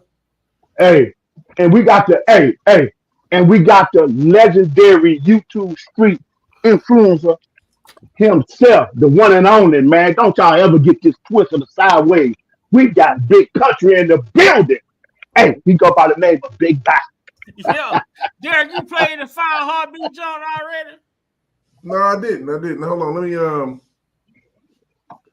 damn, motherfucker need to be sending that shit. I say, damn, you should be sending that shit to my Facebook chat because I get this. It's on my page. On your page. Go to my profile, go to my account, and then it should be the top video. Now y'all talking on wheels in my head. Now I don't know how to do all this stuff. Man, R. Kelly auditioned for the 5 Heartbeats back in the day, man. Yeah, I've been knew that. I've been knew that. Y'all could have imagined Kels being JT, man. Oh, they can say just in case. He fit that role good as fuck too. Playing like, why I gotta fight every damn night to prove my love? My love. I got.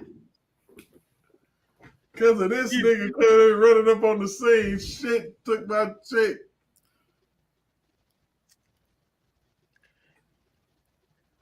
You know, but it's crazy as hell because you know R. Kelly do got a he can emulate anybody. That's the crazy shit.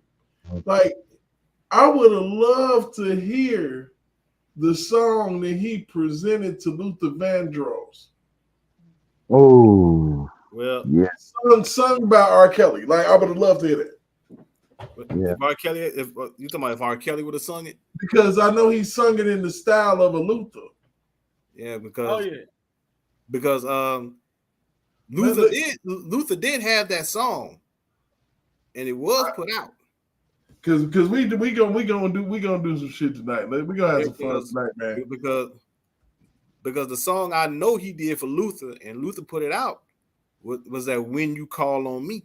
Oh yeah, that shit, man, that was a good ass song, and you could tell that, man, that was kind of when you could that was kind of when you could readily, Well, you can still readily identify R. Kelly songs because you know what a hit sound like when it hits your fucking ears. That's what I used to tell people. I'm like, that's because that's hits. Because when you you hear that song, because when you hear that song, and also when he wrote "Someone to Love" for Johnny Gill, you distinctively hear his background. All right, good night, Darlene. Darlene, good idea. All right, Queen. Talk to you later. Always good to see you in the chat, Miss Darlene. Yeah, but like I said, when you hear that, when you call on me, or that "Someone to Love" by Johnny Gill, you can distinctly hear R. Kelly in the background vocals. Oh shit! Yeah, I don't want to. Tony Braxton. True. I look to you. Every song he wrote, most of his, he got background vocals on mostly a lot of the music he wrote. Even in the Marvin Sapp joint, the Whitney Houston joint. Gemini, hey Yvette, Gemini and Yvette. Blessings to y'all. Blessings. What's up, Ashley? Ashley, ask me. Man, she thick. She thick. She been here holding on strong, man. Oh, watch Kales, man. Watch Kales, man. Okay. Let's run it. Yeah, let's get it, y'all. This is some good shit. Cause that doggone I'm a beast boy got me mad, got me on 10. Hold on. I'm trying to kill this one so I can get this other one going. Shit. All right, hold on. Let's see. Shit. Get to that one, press play, and we finna roll out.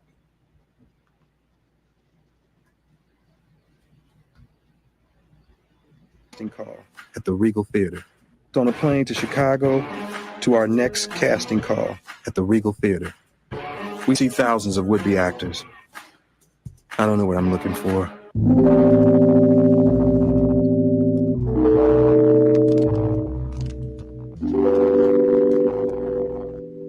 Unique talent that you find once in a blue moon. That talented needle in the haystack. I see actors. Then a singing group auditions. The lead singer really has something. But where would he fit? I had Choir Boy. I had Eddie. Could he be Dresser? What Kales Could he be at, y'all? JT? I saw this. What Kales at, man? I know y'all see him. Shit, come on, man. Yeah, I see him. Where? In the black. In the black shirt in the middle. Okay. Wearing the glasses. Oh, he got the glasses on. Yep. I didn't know. Oh, that is when he put his head down, yeah. But there was something about that lead singer. I called him back into the room again. I kept him in my mind. I didn't know what to do with him. Years later, people would come to know him as R. Kelly, R&B superstar, and now infamous icon. Jackie and I. Yeah. That's right. Could y'all imagine? Wow. How differently R. Kelly's career would have been if he would have got that role in 5 Heartbeats, man? It would catapulted immediately. It'd have been crazy. Dude, he would have been in a whole different realm away from people like Demetrius Smith, Barry Hankinson. Mm-hmm. That's when the white folks. That's when Clive Davis would have swooped in and been like, "Come here." Yeah, Bro, when I saw that shit, I was like, man, damn, like, I mean, the opportunities that this brother had, you know how you look at when you look at it, you be like, damn, if this could have went that way, but everything went according to the way God designed it to happen. But man, like, Kel in a starring role, like he would have got into the movies with his writing skills. Like, I could see this. I mean, and doing scores for movies too. Man. Yeah. Right. And that I hate that. I really hate that the movie industry went away from like the musical movies, like the 5 Heartbeats, the Temptations, and different things like that, because I like those type of movies myself personally. Oh, I agree. What was the last one we had? New Edition? Well, they had the New Edition. They had the Cadillac record joint. Yeah, yeah. The Howling Wolf. That's my day. Provoked. That Howling Wolf, boy. Yes, sir.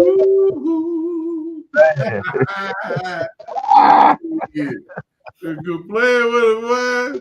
Yeah, man. So that's my old man used to play, boy. Howling Wolf, man. Cry. Howling Wolf. Yep. Yes, sir. That's what I come up here. Say motherfucking Muddy Waters and shit. Yes, sir. Yeah, so I'm gonna tell you like this, like R. Kelly is like I said, he can write for anybody. So just imagine he playing around the studio and fuck around like this. Just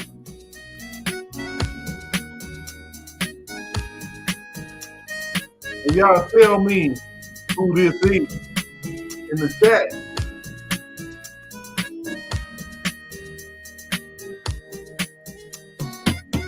Some people may say to some people, I love you. Oh, hey, you over there, Stevie Wonder, boy. And some people may vow that they'll never part. And people promise people that they'll never break their hearts.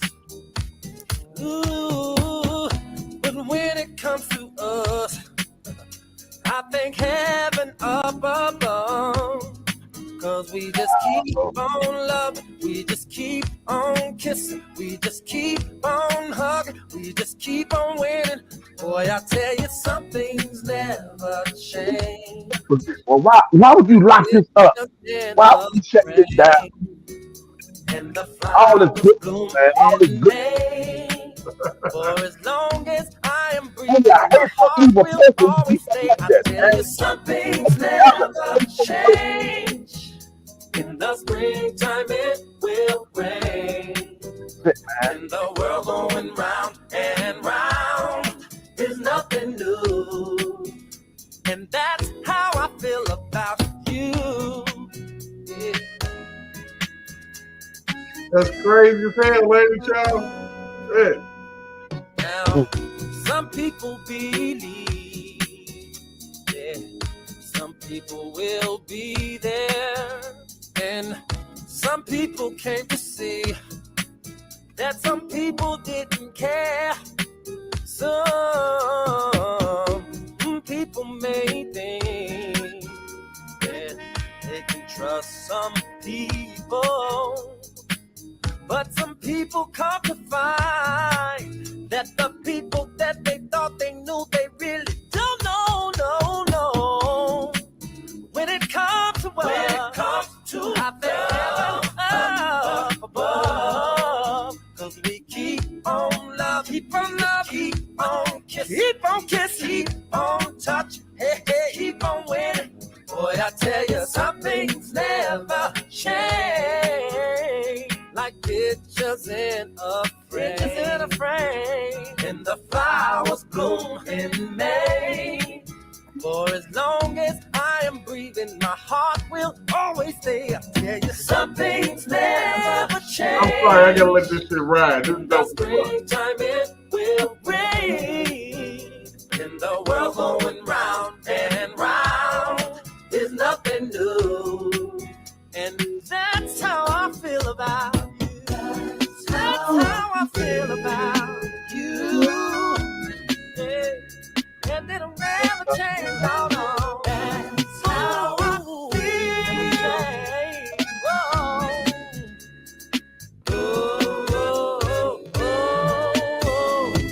Some things never change. Like the pictures in a frame. And the flowers bloom in May. For as long as I am breathing, my did that little ground. He did that little keep him on the cloud. Yes, sir. I heard it. I heard it. I heard it. Bridges in a frame. In the flower of the flower blooming May. For as long as you breathe, my heart There it is, baby. Go ahead, Kel. you should rain. The world going round. There's nothing new. Till the elevator's going sideways. I'll be lying for your love, baby. Do not place no one above you, baby. Because I love you, baby. Oh, always, baby. You be loving me, and I'll be loving you. Something never. To the motherfucking fade is where how far we're going, damn it. Do these people have any idea? Listen, there's a good chance Hold somebody's on, trying to man. hack your website right Let me now. get us up You out of gotta here. make sure you're covered. And then you go I'm talking about. to say.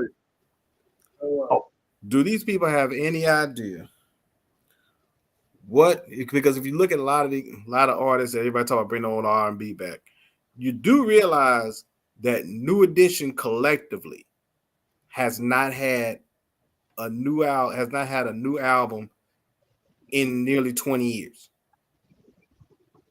Could you imagine an New album? Edition has not had an album. They have not had an album collectively in about 20 years now. Yeah. The last time the album they had was that One Love, and that was on the Bad Boy when Diddy was was executive producer. Now, can you picture what a R. Kelly produced New Edition album would sound like?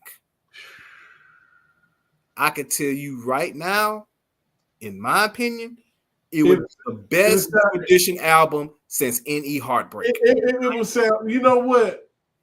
You make a good argument, bro. I'm gonna tell you like this. Home Again was a cold ass motherfucking album. It was a cold album, and I'm gonna tell you something else about that. But you know what it was missing? Writing and production skills was highly underrated. You know what was missing? An R. Kelly song. It was. Absolutely was. It had every fucking thing but an R. Kelly song. A lot of them Jodeci albums. I think the show, the after party in the hotel was missing. And show the after party hotel. That might have been Jodeci's best album, though. It was, but it was literally missing an R. Kelly song. But man, I'm telling you, if New Edition, if R. Kelly had produced not even the whole album, if he'd did like 4 or 5 tracks on it, but please, if R. Kelly penned the whole album, bruh, New Edition would have a new lease on life, literally. And all of a sudden now people are gonna be looking at New Edition got a new album out after almost 20 years. Oh my God. Do you have any idea what the anticipation of that would be? Do you have any idea what that would do for the state of R&B if New Edition was able to come out with a new album? Especially, I'm gonna step out on a limb and say this. I'm gonna step on a limb. I'm taking a chance. I never took this chance before, but I'm gonna take this chance. Now we know Kel he did songs with Celine Dion. I mean, he did African songs. He did this. I mean, the opera. I mean, Step In. The ballads, Love. He did the hooks. I mean, everything, man. I think he do anything about something similar like blues type feels. I don't think he did no blues type feels. Did he? Working on a blues album. He was no. Wait a minute. Hold on. Slow down. Well, let me figure. I'm finna go somewhere. I'm leading somewhere. That when he get out everything settled, the group that I would like to see him collapse. Everything got to be clear so there won't be no issues, all the crap like that, man. This group has not did an album. I believe they still concert, but this group has not did an album since 1993. And up till I remember 2014, I went to see them at the Airy Crown. And the lead singer of this group At that time, he was 69. I think that was after he had his throat surgery or something like that happened with his voice, but he was still good. He won that like what, but he was still good. And I'm talking about the group and the legendary, iconic Frankie Beverly and Maze.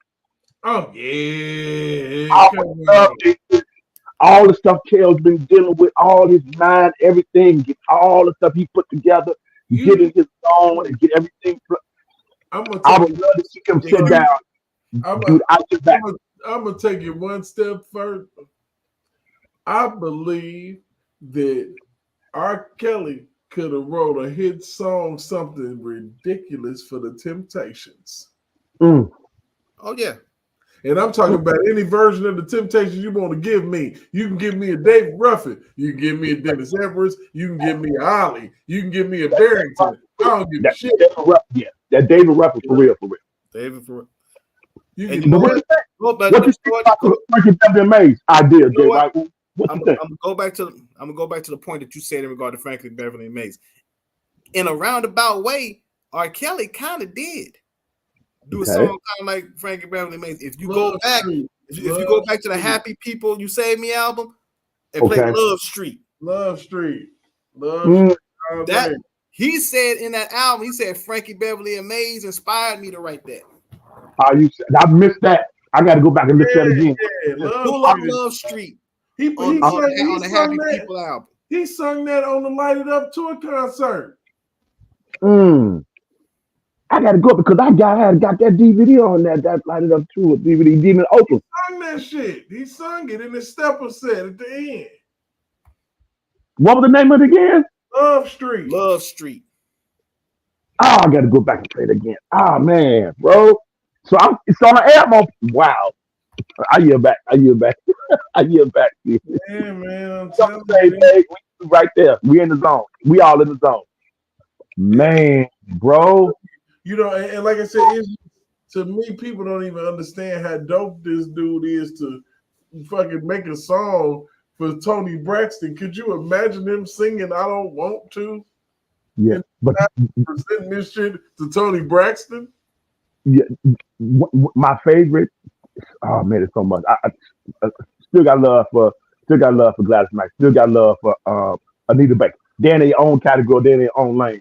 But my favorite artist, female wise, to date, right now, Kels did do some rendition to honor her late father. You know what I mean? If we mentioned about him earlier. But it's definitely got all this crap got to be, you know what I mean? All that old, you know, people do. So I don't want her to have no more issues, nothing to cause her no problem. But if he can write something for my wife in another life, Layla Hathaway, man. Layla. Oh my goodness. That'll take me off this planet, nephew. Woo! See, you like I already know why you like Layla. It's the lips for me. Woo, that man, when she started that low registry, she got her man. She damn sing better than her damn daddy. Woo, man. She take my spine out of alignment. Boy, y'all ain't listening to me. that woman do it for me. She do it for me. Make his motherfucking liver quiver and shit. Man, listen. Boy, she put some pep. She put more than some pep in my step. And I'll tell you another female artist. If you don't hear me, you don't hear me. I'll tell you another female artist that if he wouldn't collaborate with, I know this shit would be off the chain if he do it. Who that? And that's that damn. And that's that damn Miss Smooth Operator, Miss Love is Stronger Than Pride, that damn Sade. Ooh, you went there. If you know, yeah. Man, if you want to fuck around, and go new, Leon, you know what he'll do for a man. Sade, man, she on another level. She on another orbit by herself. You talking about revival? Let's talk about Stephanie Mills. I ain't touching her. She's disrespectful, man. She was disrespectful. She know better, and she put her mouth. She made her little comment. But you know the funny part about it? I respect her, bro. I lost all honor and respect for her, man. I can't even touch it. With Stephanie Mills also said she felt that R. Kelly was being exploited because she talked about Oprah. She said how Oprah had exploited Michael Jackson with that interview. We're saying how badly she came at Mike. Yeah. Highly disrespectful. Hey. You know what? If these jokers were How about Angela Winbush? Oh, that woman there. Good God, man. You want to talk about underrated? Shh, jeez. Angela Winbush. That woman, Angela Winbush, bruh. Don't just y'all get sleep on CC Peniston, man. Don't get sleep on CC Peniston, man.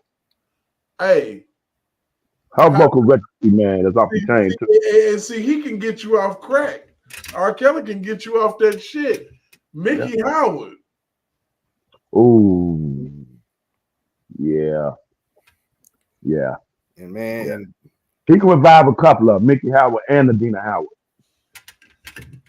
Yeah, he'd do something way more ridiculous than t-shirt and panties. Bruh. If you imagine the late 90s, Adina was still kind of in her bag, and R. Kelly was hitting his peak. If you had an Adina Howard song featuring R. Kelly around 98, the single would have to come with a condom. Ah, shit. It would have to be, you'd have to package the single with a condom. You ain't got no choice. I would have loved to actually hear him and Janet Jackson on the little duet. Oh, bruh. That's like the best combination. That shit. No disrespect, and I don't mean no. I truly don't. I don't mean no harm. I view Janet as an entertainer. She's an entertainer, but when you talk about vocal registry and her vocal, I mean her singing, like a singer. I ain't too much. And I say that respectfully. I say I honestly don't mean no harm because he got a lot of joints I like. Duh. That I definitely, but when I say Layla Hathaway, man, I mean, man, I've seen this woman live, man, out here in Chicago. He say, fuck Janet Jackson. Get this Layla, nigga. Yeah. Man, I'll give you another one. I don't know if y'all know about this young lady. She's gonna say for a minute, man. She's been doing her thing. I think she got a new album she did recently, and that's Leela James. Oh yeah, Leela James. She ain't no Layla. Old soul, bro. She got that old sound, bro. That man to be that age bracket. Girl, what's her name? What's her name? Ari Lennox. Ari Lennox. You know that girl. Keep your eyes on me. Apply pressure. That chick. The chick sing that song Pressure. Okay. She nice when she can sing. And then the girl Money Long to sing the song hours and hours. Okay, yeah. Okay. And then you got old girl. You know, I would have loved to have seen and I will see it because R. Kelly should have collaborated with her. Who that? Hey, R. Kelly and her. Woo. Oh yeah, that woman, she talented. Or Ella May or some shit. Good. Ella May. I was just thinking about Ella May. Yeah, writing stuff for them, man. They thought they was where they at, man. To get some insight from them, man, dude.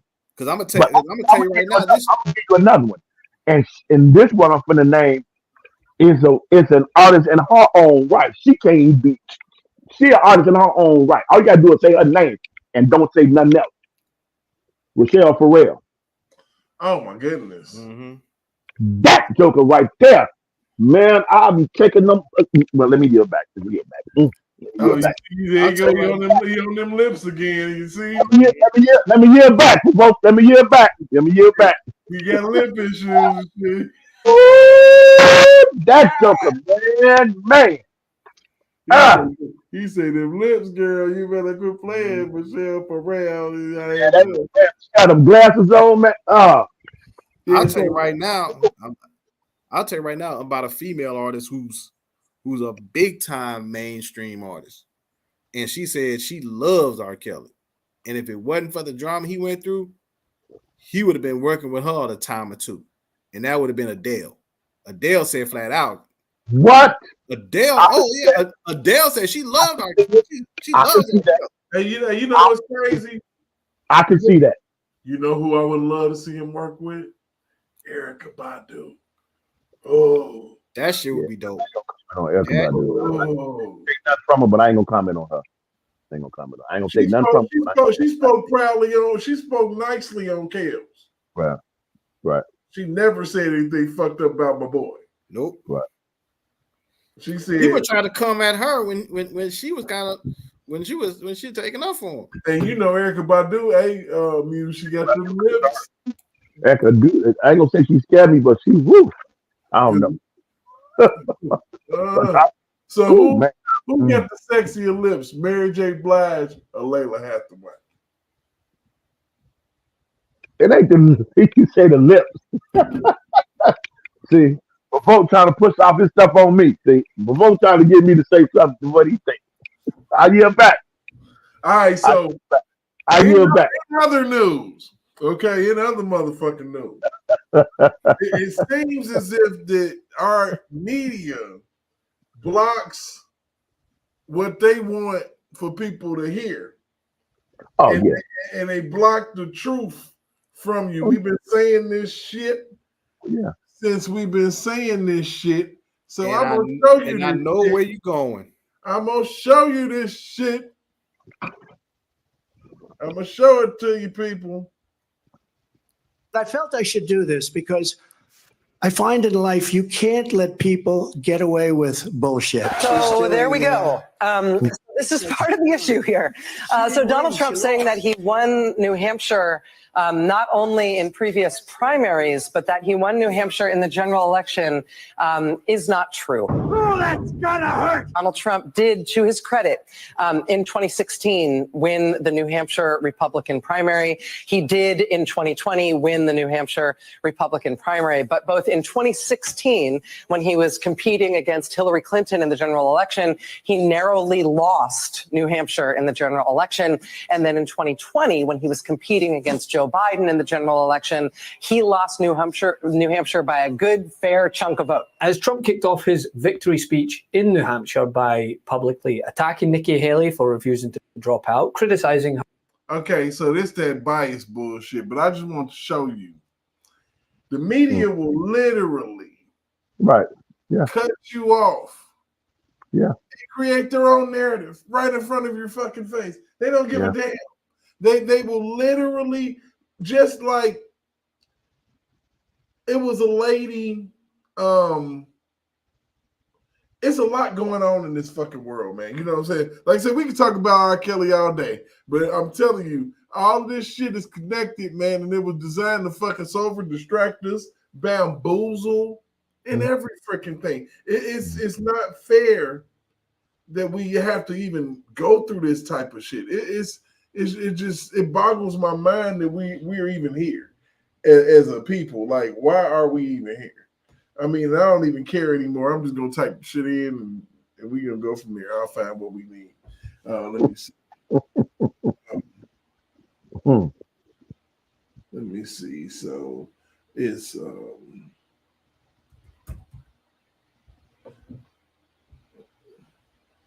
I just find what we need. I'm doing some other stuff. Let me see. We're gonna find some stuff. So, you know, this is a guy that I listen to, Devin Gibson. If you're paying attention, he's really profound and a faith-based individual. So, and a Trump supporter, or you know, whatever. But you know, you have to listen to understand, and in order for you to understand, you have to listen. Okay, so I want y'all to listen to this. Bloodhound's integration of private utility locating with enhanced geospatial service protects Democrats out here tripping, bro. Like, if you can advocate for some of this shit that some of these Democrats is talking about, in their right mind should defend these books being in schools. The question I'm asking is, what is the expertise that you have and other Moms for Liberty advocates have to decide that a book, an award-winning book like All Boys Aren't Blue, isn't appropriate for students to read? What is your expertise? What a tragic story of a young man who's anally raped. okay, y'all heard. Hold on, we're gonna back it up just a little bit, and we're gonna play it again, and I'm gonna stop. Whoa. Wait a minute. Did I just hear what I thought I heard? An award-winning. Yeah, you about to hear that shit. Hold on. I'm telling you, we bringing the shit over here on Provoked Thoughts Live. The question I'm asking is, what is the expertise that you have and other Moms for Liberty advocates have to decide that a book, an award-winning book like All Boys Aren't Blue, isn't appropriate for students to read? What is your expertise? What a tragic story of a young man who's anally raped by his adult family member. So you have incest, rape, pedophilia. Joy, you said you'd let me answer, so I'm going to answer Please for you. In what context is a strap-on dildo acceptable for public school? That's my question to you. Yeah. How y'all feel about that? In what context is that acceptable in public schools? Because this is books that they banned, and this unfortunate black lady with this crazy wig on is trying to defend some food. What the fuck did I just hear? You the one big guy. Strap-ons. What? Hey, bro, we're backing up for you. I'm jamming out over here, but I'm listening. Vi, you heard that. You heard that. What made you cut your music off, didn't it? Hey, look, here we go. Because I'm telling you, they acting like R. Kelly, the crazy, nasty motherfucker in the world. This shit is boy. Advocates have to decide that a book, an award-winning book like All Boys Aren't Blue, isn't appropriate for students to read. What is your expertise? What a tragic story of a young man who's anally raped by his adult family member. So you have incest, rape, pedophilia. Joy, you said you'd let me answer, so I'm going to answer Please for you. In what context is a strap-on dildo acceptable for public school? That's my question to you. Tell me what the context around the strap-on dildo or the rape of a minor child by a teacher. Hold on a second. No, we're talking about public school. One moment. All right. So now First of all, why is she trying to cut her off? Man, you see this? You see it? You see it? Why the fuck is she trying to cut this lady off? And why does she look like she went and got a Trump wig? Man, she ain't no Trump nothing. She ain't shit. I'm just saying she look like she went and got a Trump discount toupee, but continue. You've asked me questions, sure. And I'm going to answer it. Okay. Well, who is the main character? What's the name of the main character in All Boys Aren't Blue? Oh, peep that. Did you see that? She said she was going to answer her question, right? She didn't answer shit. She just bypassed it. And she answered her question with a fucking question. Ask me questions. Sure. I'm going to answer it. Okay. Well, who is the main character? What's the name of the main character in All As Boys? been answering the question. You're asking me right now. You just gave me very specific information about this book, so you're presenting yourself as somebody expert. It's the gentleman. Hold on. Who's the main character? The main character is the author. What's his name? George, I believe is his first name. Because you're giving me very specific information. Get her ass. For real. Because, I read the book. I paid attention. And look, man. You're asking me to remember the name of an author. You just remembered very specific things. Joy. Here's my question. We're talking about Here's my question. You didn't answer my question. No. I'm going to answer. Great. I would love to hear that. Absolutely. Well, I'm interviewing you. You're not interviewing me. So let's just. I'll be done jumped on her motherfucking ass, bro. Okay. I'll be done jumped on her motherfucking ass, man. This shit about to go left real quick. I'll be done dived on that ass, man. What are you doing? What are you even talking about? You got to be kidding me. Wow. Just make sure it's a conversation. Okay. Great. So what I'm saying to you is that as you are not an expert in this book, I don't have to be an expert to know that dildos aren't appropriate for public school. I mean, come on, let's get real. Is a full context story, as you said, of the author's experience. Why is it your right or a Moms for Liberty activist's right to say that a parent who wants their child to have access to this book, which gives a personal experience of this author, why doesn't a liberal parent, for instance, or a parent of an LGBTQ kid, why don't they have a right for their child to just have access to this book? Why is it your right to say they can't? So again, we're talking about incest, rape, and pedophilia. And Joy, you each said you parent, didn't- Joy, you said you- You see how she cut off every time she say something about that? That's crazy. That's the far left. That's the ones that want R. Kelly locked up. And you see what they blocking? That's crazy. Wow. No. Each parent has to decide what is appropriate for their child to read. So I want you to answer. I'm going to ask it one more time. What is your right to tell a parent who wants their child, who might feel seen by this story? Why don't they have the right? Why don't they have the right as a parent to say, my child can have access to this book? If a child feels seen by this story, that means that they have been the victim of a predator. That means that they have either been raped by a family member, they've experienced and your proof of that is I agree. Y'all agree with that? If you talking about somebody, a kid identifying with that, then there's a bigger problem than why the book is in the school. The bigger problem is, why is a kid identifying with a person writing a story about something like that? It's crazy. Shit's wild as fuck, man. My goodness. Is what? You just said that What's if a your child proof of feels that? seen by this story. What I'm saying, Joy, you're now making assumptions. No, about it. Joy, but if a child has been raped, we should do a lot better than put a book on the Now library you're literally shelf. creating We a need to story give- behind a child that you don't know. Let me show you. You hear that? See, that's what we deal with when it comes to the media on the far left, and when they've already formulated their opinion about whatever subject they formulate their opinion about, it becomes a cutoff situation. You can't get a word in there edgewise. The moment you start making the point, then they get into this type of foolishness that this crazy haired lady is going through, because this is the worst haircut on television. I don't know what the fuck she's doing. She need to go to Steve Harvey's barber or some shit and get a man unit. I don't know. Sheesh. Hey, Muse, where you at, bro? Damn, not the Steve Harvey barber, bro.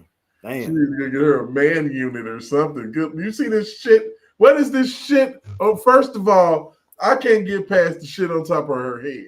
Man, I don't want to say anything, but bro, she kind of looking like Woodstock from Charlie Brown, bro. I can't get past what the fuck, man. Wake up in the morning and say, yeah, this is all media platform, all on social media, all on YouTube, all on Facebook. What made your ass wake up in the morning and say, Yeah. This? She on this motherfucker with her head motherfucking head look like a root beer float, man. I'm killing them today with the outfit, and then see you started breaking the rest of the shit down. Then you started looking at the whole outfit and shit. You know what I'm saying? This whole shit looked like it came from the motherfucking Salvation Army or the Goodwill. Hey, when a white person give you that look, like, come on, bro, you know you fuck. Look at her looking at it like, girl, what the fuck? You got to be the stupidest woman on the planet. This shit is crazy. Like you defend. Hey, I put check and say, do you believe the words that are coming out of my? Oh man. I mean, the interview styles that these people are incorporating in the media is ridiculous. It has nothing to do with journalism. It got everything to do with their opinion. Let this lady talk. There it is. There it is. There it is. Everything to do with how they feel. And in journalism, it's not about how you feel. It's about the people getting an understanding of the individual that you're interviewing. It's not about your opinion. Yeah. You sitting up here fighting the lady about nasty books. Let's keep it going. Oh gosh. Fighting the lady about it. Oh. You a form. This is a form that can be obtained in Broward County, Florida. I'm going to show it to the audience, and then I'm going to show it to you. This is called please, I'm going to hand it to you. It's called the opt-out form. Okay. An opt-out form would allow any parent, because you said you are in favor of parental rights. I am. It would allow any parent to opt out of their child being able to take books out of the library without their parents' permission. Hey, this lady is frustrated. You see? I know she can't even believe what she's hearing. She can't even believe what she's hearing. Frustrated. She's like, she's trying to keep her cool. And shout out to this lady. I mean, she is like a mama bear for real. Like, I'm not with the shits. You're not finna tell my child ain't gonna be able to. You say the child can't take the book out of the school, but the child can still read it inside the school? Negative. We're not having it. I mean, what are you talking about? This shit's stupid. I'm like, this lady probably like, if I could just beat you down right now. For real, she's serious. She looking at her like, you are the most ridiculous woman on the planet. The look on her face every time we pause is priceless. Right. Priceless. She's like, lady, are you serious? Are you really what is a woman? Because you're not it. Right. Seriously, let's keep going. Okay. So that Moms for Liberty, why not advocate that every school in America have an opt-out form so that a parent who doesn't want their child to access a book like All Boys Aren't Blue, that they can make that choice? Because then each parent, including a liberal parent, a Black parent, a parent who wants their child to read a book about African-American history, We then they want, get we want children to read books. Why about not just African-American opt history. out? She tried to throw that in there because Hey, she eating her ass up, ain't she? Yeah. People want all the kids to read books about African American history. What did you talk about, goofball ass lady? You compare that's apples and oranges. That's apples and oranges. Oh my God, what the fuck? And then they say, and then they wonder, and then like, and she was talking in a longer interview. She was literally talking about how they took The Color Purple out of school. Yes, I agree. The Color Purple, the book, should not be in schools. It's talking about a carrying on of a lesbian relationship. Why should children have to read about that? Why? Don't make no damn sense to me. So keep it moving. First of all, I think what you're talking about here is a wonderful step in the right direction. We should be having conversations about this. This is about local control. A lot of these decisions are made at the local school board level. And that's where these decisions should be made. And there should be vibrant conversations about what's happening in our public schools and what kids have access to. Joy, however, maybe we could just put all the books with all the graphic sexual content, the dildos, the rape, the I'm sorry. Let's do I'm so sorry. Let's do a back room. Let's put a curtain up in the library like they used to. Hey, you see how she cut the fool every time she say something about the dildos that she just cut up every time? Like, what's wrong with her? She's like, excuse me. She spaz out and melt all the way down, like that root beer float. The big fat talking about what the hell? Hold on, one moment. Remember when we were little and you would go to the video store? The books that Moms for and they Liberty. put those The books books that Moms for Liberty. I know that you. I've we could just do that. I have seen tapes of what Moms for Liberty does, and you all go into school board meetings and you read graphic stuff. Disingenuous conversation. No, it's not. There's America used to understand that there's something called age appropriate content. Right, and here's my question again. Again.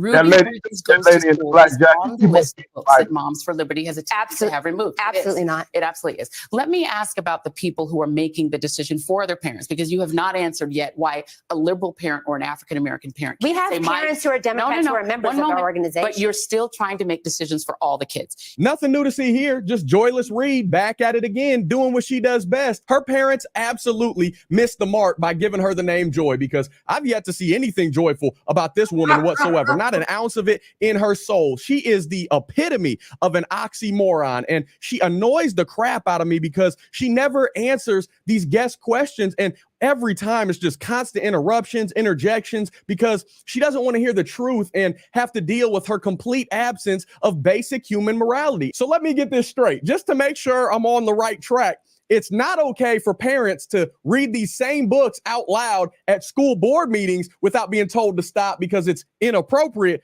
but it's okay for kids to read this stuff in school. Are you kidding me? That's that liberal or you just all evil agenda, zero common sense whatsoever. And I'm well aware that not everybody that subscribes to my channel is a conservative or a Christian, but even my liberal leaning viewers should agree with me on this one. Anybody who advocates for having these books in schools is a predator enabler. And if you're a parent that thinks your minor has any business reading this sort of material whatsoever, you are a horrible parent and you need some major help ASAP. You need to be checked in to a mental facility, the nearest one near you, and have all your rights snatched away from you, at least temporarily, because you are not fit to lead. You are not fit to guide that child in a positive direction whatsoever. If you think this is acceptable, children should not be anywhere near this book or any other sexual content, period. There'll be a time and a place for that to expose themselves to all the evils and the temptations and the lusts of this world. And then they'll have to decide which way they want to go. Then they'll have to decide if they want to lead a righteous life based in godly values, following that narrow path led by Jesus Christ, or if they want to go the wide path that leads to destruction. But in no way, shape, or form at this period in their life, when their minds are fragile and feeble and innocent and they can be easily manipulated, should they be exposed to this nonsense whatsoever. This is insane to me. And maybe I'm wrong and way off the rocker. Somebody's gonna have to inform me in the comments section. But unless algebra has drastically changed since I was in high school back in 2013, then 2x plus 5 still doesn't equal strap on. There is absolutely no reason that a minor should know what any of this garbage is as part of public school education. They're there to learn the basics. They're there to be provided a knowledge base that sets them up to succeed in the real world. There's no part of a dildo that guides them in the right direction on how to succeed at life. None whatsoever. Teachers and librarians, do your jobs and leave the rest out of it. Stick to what we pay you for with our hard-earned tax dollars. That's it. We don't need nothing else from you. But thank God for people like Tiffany Justice, the woman in the video, and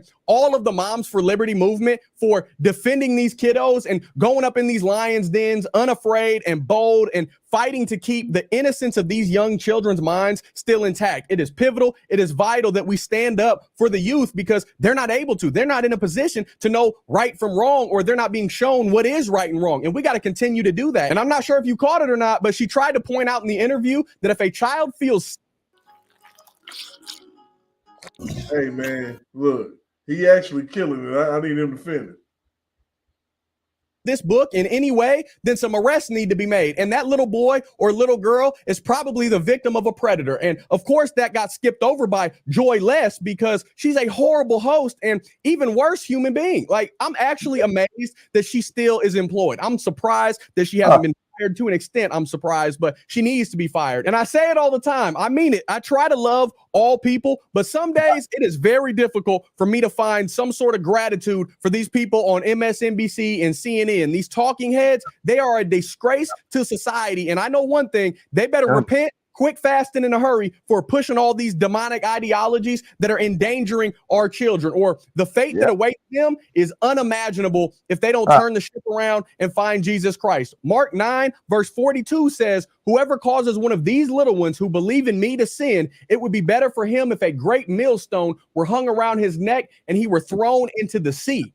You don't want that. I'm telling you, that would be a better alternative than the hot and painful punishment that you got coming for you if you keep leading these little ones away from what is righteous, from Jesus Christ. And Lord, I pray for them, because this stuff that's being allowed and just even being debated about is utterly ridiculous.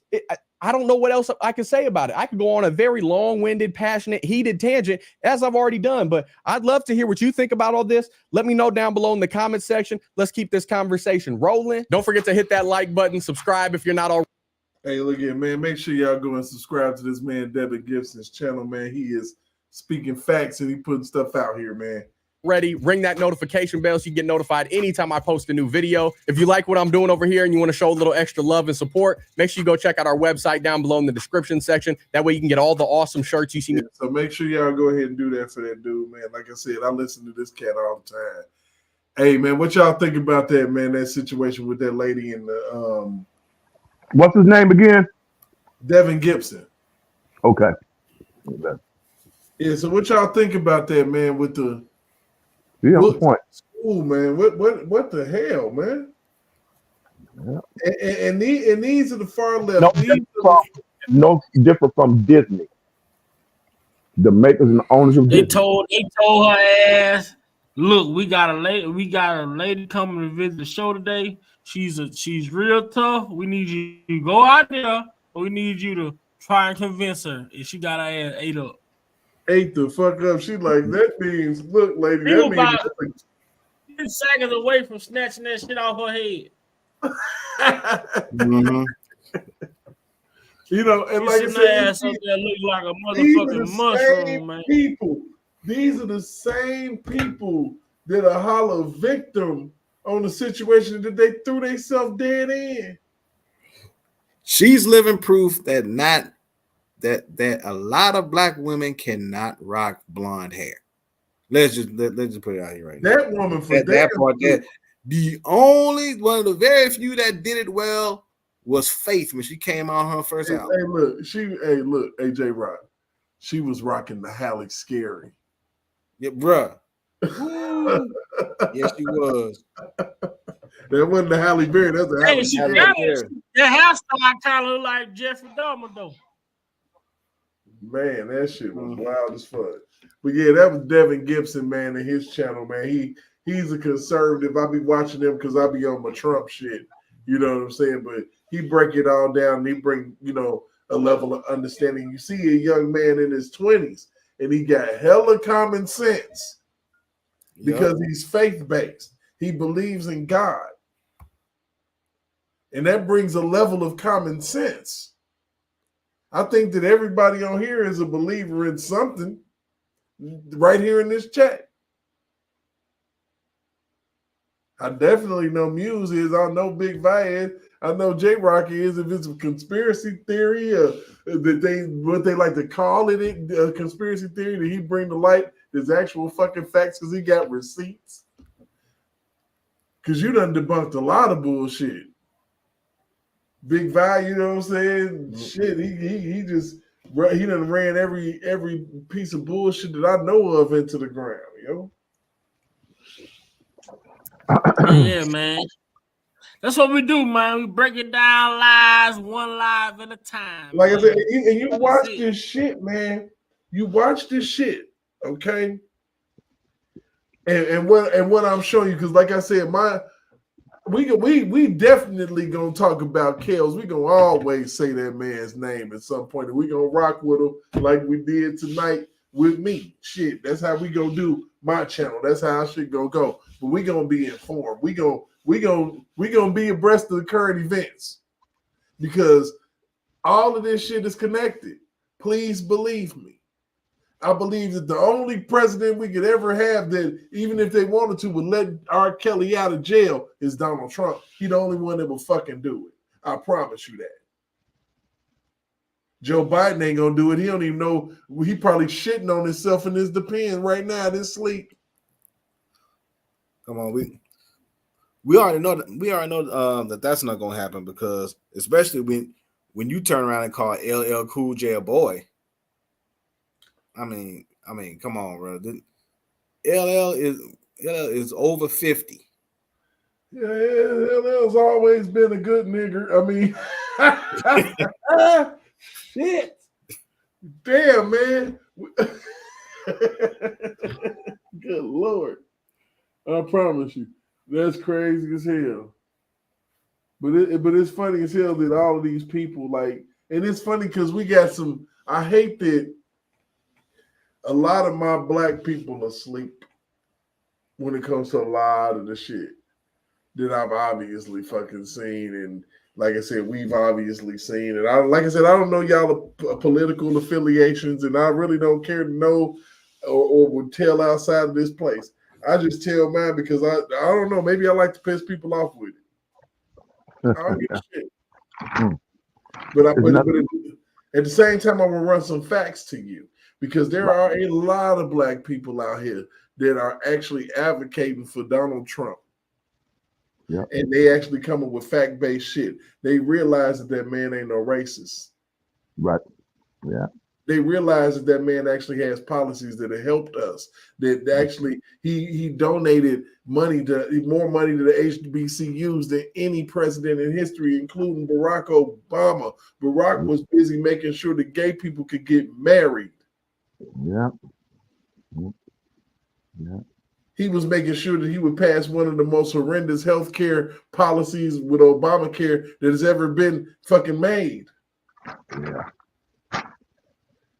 These are the things the youngest had on, making us poorer. Yep. You've been lied to. You was lied to. You was hoodwinked.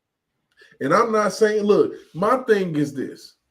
We sit here and we listen to people talk about how much they hated R. Kelly. I hate. And it made our skin crawl. To the point where we made it over to YouTube, we made it over to our favorite Facebook page or Instagram page or Twitter, X, whatever, to find our group of people who loved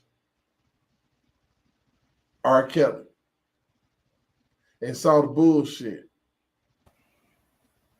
And that's how we ended up getting where we are right now, 5 years later, after all the people that had all of these channels, you know, Phases of the Next Level, Dr. Rice, A View from Tracy's Point, all these people. Mm-hmm. Yeah. All the way up to the DeBoskis of the world and DJ Tysons and shit. Carolina Diamond, Texas Diamond. Spicy Topics. Spicy Topics. T. Stevens. Yeah. All these people, man. Think about it. You know, the people who started channels. The Charity Love. You know, all these people. Yeah. They saw the bullshit. And you got to think about it. For all of those people, it may be 1,000 people, or maybe 10,000 people feel the same fucking way in silence. Silent. Because, you know, the truth about it, life is about the fish you got to fry. You know, but sometimes your shift changes, and you know, I never wanted to be an advocate for any fucking body, man. But when you see fuckery all the time, and then you get fucked over all the god doggone time, then now it's time to point out the fuckery. Yeah. That's the reason why I'm here. Yeah. I've been watching them try to screw R. Kelly over for 30 fucking years. When it's obvious, go ahead, man.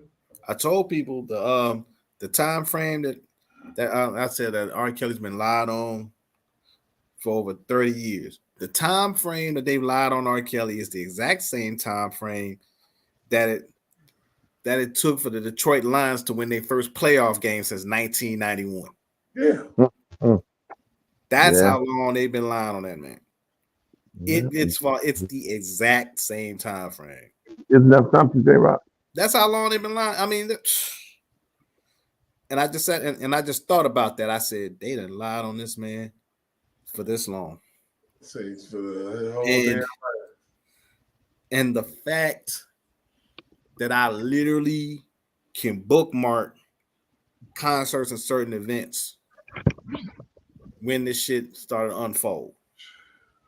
And when these people started opening their mouth and really started to confirm the fuckery that I've known,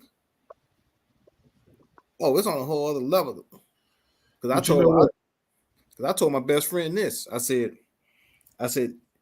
it's one thing for people to say that, you know, I think, I think he did X, Y, and Z.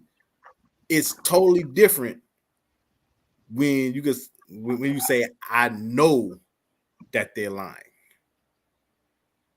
Mm-hmm. When you say you know it, it's a totally different thing. And you can literally back the shit up now, because that's where I'm at.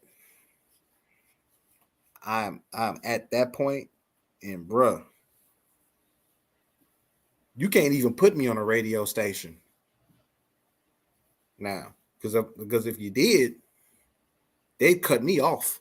Oh shit! I know that. I flat out know You know that. what? But I'm gonna be honest with you, J. Rock. At some point, and I'll be honest with you, the narrative always changes, and we are at the point in 2024 where motherfuckers can't even hold back the truth.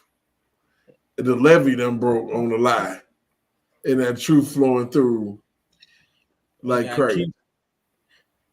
You got to keep pushing the narrative back. You got to keep changing the narrative because everything is being exposed for what was really for what really went on or what was really going on. The bottom line, and, you know, one thing about it, you know, you can only play on somebody's emotions. You can only play on people's emotions for so long. Just like you meet a female. Oh, it seems like that puppy love. That shit might last a week, might last 2 weeks, might last a month, might last 2 months. But when that shit wear off, you gonna be looking at that mother like, man, I wish I would have never met your ass. Yeah, and you know why that is because emotions at the end of the day ain't real. Mm-hmm. At the end of the day, emotions, fear, you know, all that shit ain't real, man. And some people don't follow, you know, and you can, you know, like you say, man, a lot of people, you can have bad emotions about people, but you still try to see the good in them. And you still deal with them and allow yourself to get caught up in some shit that your instincts, your gut feeling told you in the beginning, like this motherfucker not for you, you know. Man, let me try, man. It might man. You can't try to work out what God already told you from the initial invitation that it's not for you. Right. Anything you gotta try to do is not for you to do. Because if it's something that you're supposed to do, you're gonna do it. Damn right. Crazy Yeah, people don't man. recognize. I'll be the first one to tap out tonight, man. Oh, bro. Hey, look here. We about to wind it down. We at the 5-hour mark. What up, EJ? We at the 5-hour mark. I think we've had a very productive evening, man. This is probably the best live I had on my channel, to be on a personal note. Proud of you, Provoked. You went 5 hours, my brother. Wow. I didn't pass out, man. No, you didn't. Oh, yeah. No, you didn't. I done been alert, man. We done got some information. I done put some shit out there. I think it went pretty well, honestly. Shit. Yeah, because I was gonna do a live because people were hitting me up like, do a live. You need to go live. But then, you know, I didn't know you were live until I came on. I came on looking for some highlights. So I'm like, damn, Derek on. But yeah, man, I got on, shared the live out, man. Get the people over here. Man, make sure y'all sub to Derek. Make sure y'all sub to Sir Miguel. I ain't see Jeff. I ain't see Sir Miguel. I don't know. You know, I ain't been on live in a minute, so shit got to get back out there in the algorithm. But, you know, when the crew come back together, man, free our brother, free our little bro Dean. You know, I ain't heard nothing. I've been trying to, you know, I've been reaching out to the last contacts and emails that he sent me. I ain't got no response back, but when that brother come home and if he can get back to them old emails and shit, man, you know, want to know shit. We still out here rocking, still mention them. You know, Dean, our boy Progress. You know, just some people. Shout out to the new fella, Yellow Boy.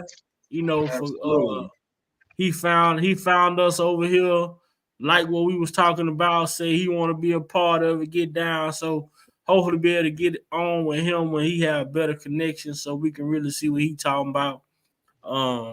Man, like I say, man, it's a lot of people been watching us, man. They like what we do and want to see, you know, they want to hear what we got to say when it come down to everything that's going on, man. Hell yeah. I mean, and honestly, man, you know, just before we cut out of here, man, I mean, as far as how you know, as far as how I lay it down with the content and, you know, how we, you know, just talking about other things besides, you know, what we normally talk about. How y'all feeling about that? Oh yeah, man. It's pretty like I say, man. You gotta set the tone for how you want your channel to operate. It's just like on my channel, I got the adult conversation where I talk about adult talk, like relationship, different shit like that. Then I Right. got the R. Kelly stuff that I talk about. Then I got the state of the culture.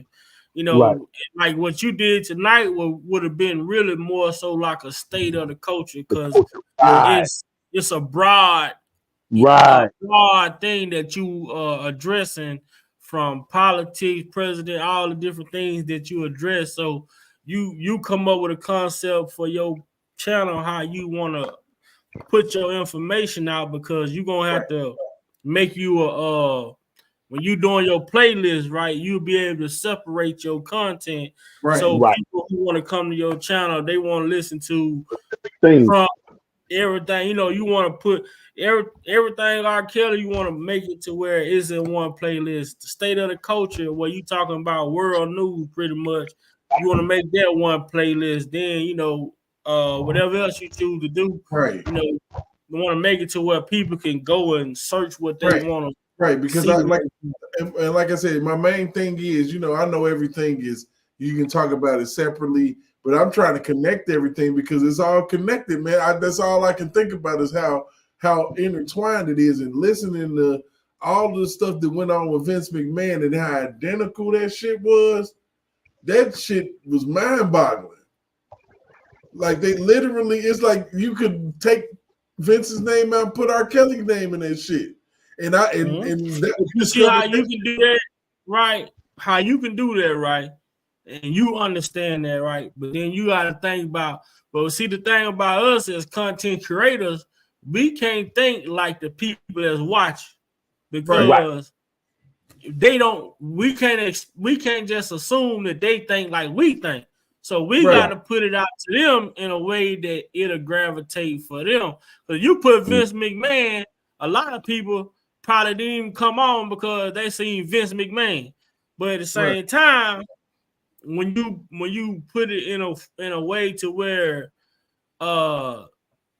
you see Vince McMahon getting the R. Kelly treatment, now more people going because they want to see like what the hell going on. You know, now it's just like that's pretty much how you gonna start seeing when you start looking at your numbers and what people what people tune in to, like your titles and different stuff like that. You gonna see like how that be. So you gonna tie it together, but you make sure that you get your classroom full, and then you know you bring it all together.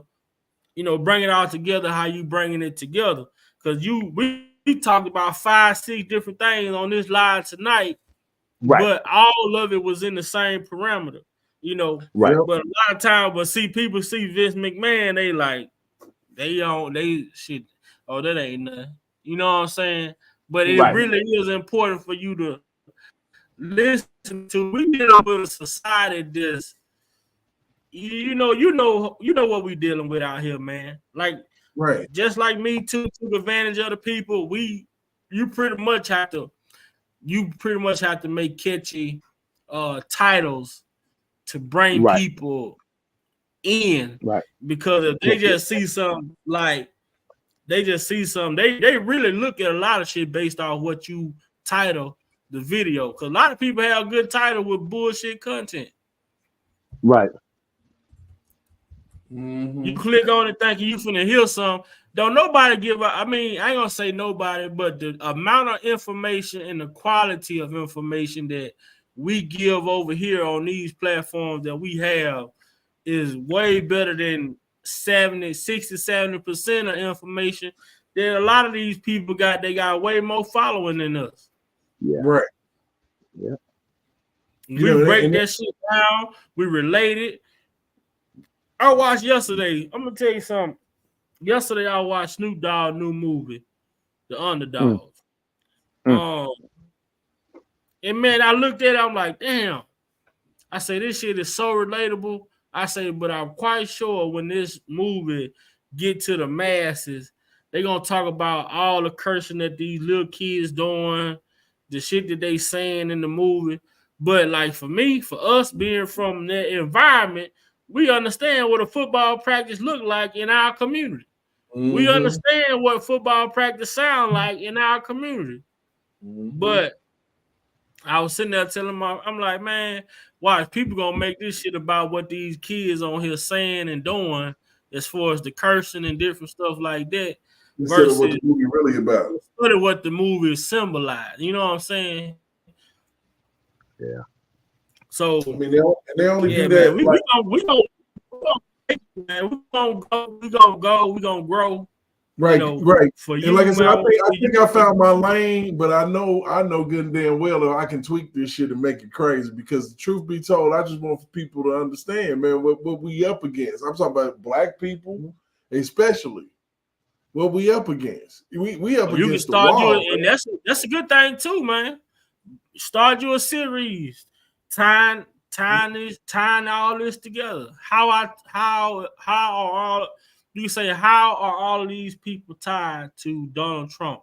Or how, give it a nice catchy name, how you know what I'm saying? And there will be your series, Right. how you tie all of these people together. So when you say this is a series that you going and every live is a part or episode, then people gonna tune in and they gonna tune in. How I tied R. Kelly to Donald Trump, from Donald Trump to Vince. You know how you do it. Just make that shit catchy. Guarantee you it's gonna pop. It's gonna pop. It's gonna go. Because it's people out here that they want to hear it, but then, they just looking to see like, what's being said. Because we was on live. We had a couple people in here, but shit, Willie D got a way bigger platform than us. And he only had like 300 people over there. Right.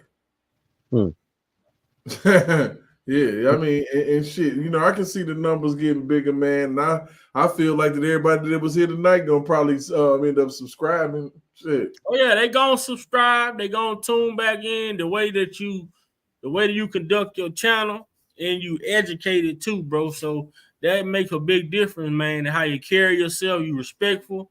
That shit, all of that shit is gonna happen, man. But like I tell a lot of people, it ain't gonna happen overnight. And like I was telling you and Sir Miguel, well, even if you're not gonna go live, always just record you a video, you in your truck going to work. Right. Record your video talking about something, upload a video. Long as you put something on there every day, at least 5 days a week, you put something on your channel, it's gonna keep the traction coming through. To reach out to them, to reach and make, yeah. So that's how I did it, man. I started just like you started, bro. I remember going on my shit. I had one sub, bro. One sub, but I did videos in my car when I went to work. I would just do upload. And I was back in that time when when I started my channel, you had to have 500 subs in order to go live. Then YouTube ended up changing the policy. But you got this streaming thing, so you got a good thing going. You got a good channel. You got your background and shit. Your background fire. Yeah. Hey, I be going in with them backgrounds, my nigga. Oh, yeah, that background fire. That ain't my lane. Yeah, that ain't my lane. You know my lane. But I want to say this. It's in your name. There, it's in your name. Whatever that day, I'm gonna tell you like this. Pac had a rhyme book with him. Anything that Pac saw, anything that got his attention, here it is. Anything that provoked his thought process. So when somebody came with a beat, Pac would go in his rhyme book, lyrics and rhymes that he did. He's saying the lyrics out loud. He said, "What else you got?" He's like, "Yeah, okay." Whatever the beat that they brought to him that he already wrote down in his rhyme book, that beat had to be the backdrop of what he was trying to amplify and say. You know what I mean? So whatever he read in the news, he heard somebody talking about something that stroked his, you know what I mean? It's his activism who the core of what he was, he put pen to paper. Mm-hmm. And then he started to get to the point where he said, nah, if I say that, they ain't gonna, man, if I say that, you know what he said? Get that. I just got to speak from my heart. You know what I mean? And he said, I just really believe that if you spitting that from your heart, not from them executive officers, the labels and all that. If you spitting that really from your heart, speaking your truth, like Cat Williams, in other words, then you can go whatever your heart wants you to go, and it's gonna reach whoever. So it's in your name. Whatever provokes your thought, Yeah. that no matter what it is, whatever that is, that's the topic for the day. Mm-hmm. You know what I mean? So you know what? It is crazy because, like I said, I think that I can be good with the times. There's so much stuff going on. Certain entertainment news don't even really pique my interest because Right. it's bigger fish to fry out here. Right. Trust me. Like when it comes to shit, like in my intro, man, protect black men at all costs. Right. Right. We gotta protect ourselves, man, because we in a situation where anybody can say anything about us and we gone. Right. Yep. If they can take one of our best, which they've been trying to do it for the longest, right? When they could actually do it and get away with it, and people be cool with it, that's when they knew they could do whatever they wanted to do judicially. Once you let people violate you, they're gonna continue to violate you. And that's why the way they went about it and they chief, I do believe they really had meetings and sat down and really went over this thing like people was trying to pass the bill in Congress. I really just believe that in my soul and my heart. And they was very strategic and they took their time doing it. So they said, okay, well, we already know how we can work propaganda. We really control that. And TV is, we don't call it this no more, but it is television programming. So whatever we put out in that idiot box, a majority of them is going to believe it anyway. And the way now we got social media that we can take snippets and bites of something, we ain't got to get them the full content of what was said, and people are running with it. Right. And we didn't see how we put Facebook up and Instagram. They watched the foolery anyway. So I believe they did all of that and said, "Oh, remember?" And then they played on the ills and the real pain of real victims. They on the tragedy of individuals, and they used that. They use those trigger words. You know what I mean? That's why if you're not for your own thought process, just to know that you know what you know, if you ain't trying to say, I hear all that, but hey, where's your proof? Where's the see? It was a time when you used to do that. Now, oh man, you can shut somebody's life down and removed off the planet just by an allegation and got to have no doggone proof. And that's the horrible result of what we at today. Right. They got to stop. We got to stand up and say something about that. We can't let. And in closing, I'll let it be known that what the media does is all about the misrepresentation of context. Mm-hmm. What the media has become very expert in doing is confusing context. Mm-hmm. That's why you get the sound bite. That's why you get the Donald Trump saying, "I'm gonna be a dictator on day one," and you get no context. Right. You don't understand that he said, "I'm going to close the border and Right. drill, and then after that, I am not going to be a dictator anymore." And if you paid attention to it in full context, you would know that he was just kind of busting everybody's balls. Like, but people are so into the aha moment that you have a Whoopi Goldberg on The View will tell you straight to your face that, remember, he wants to be a dictator for life. He said day one.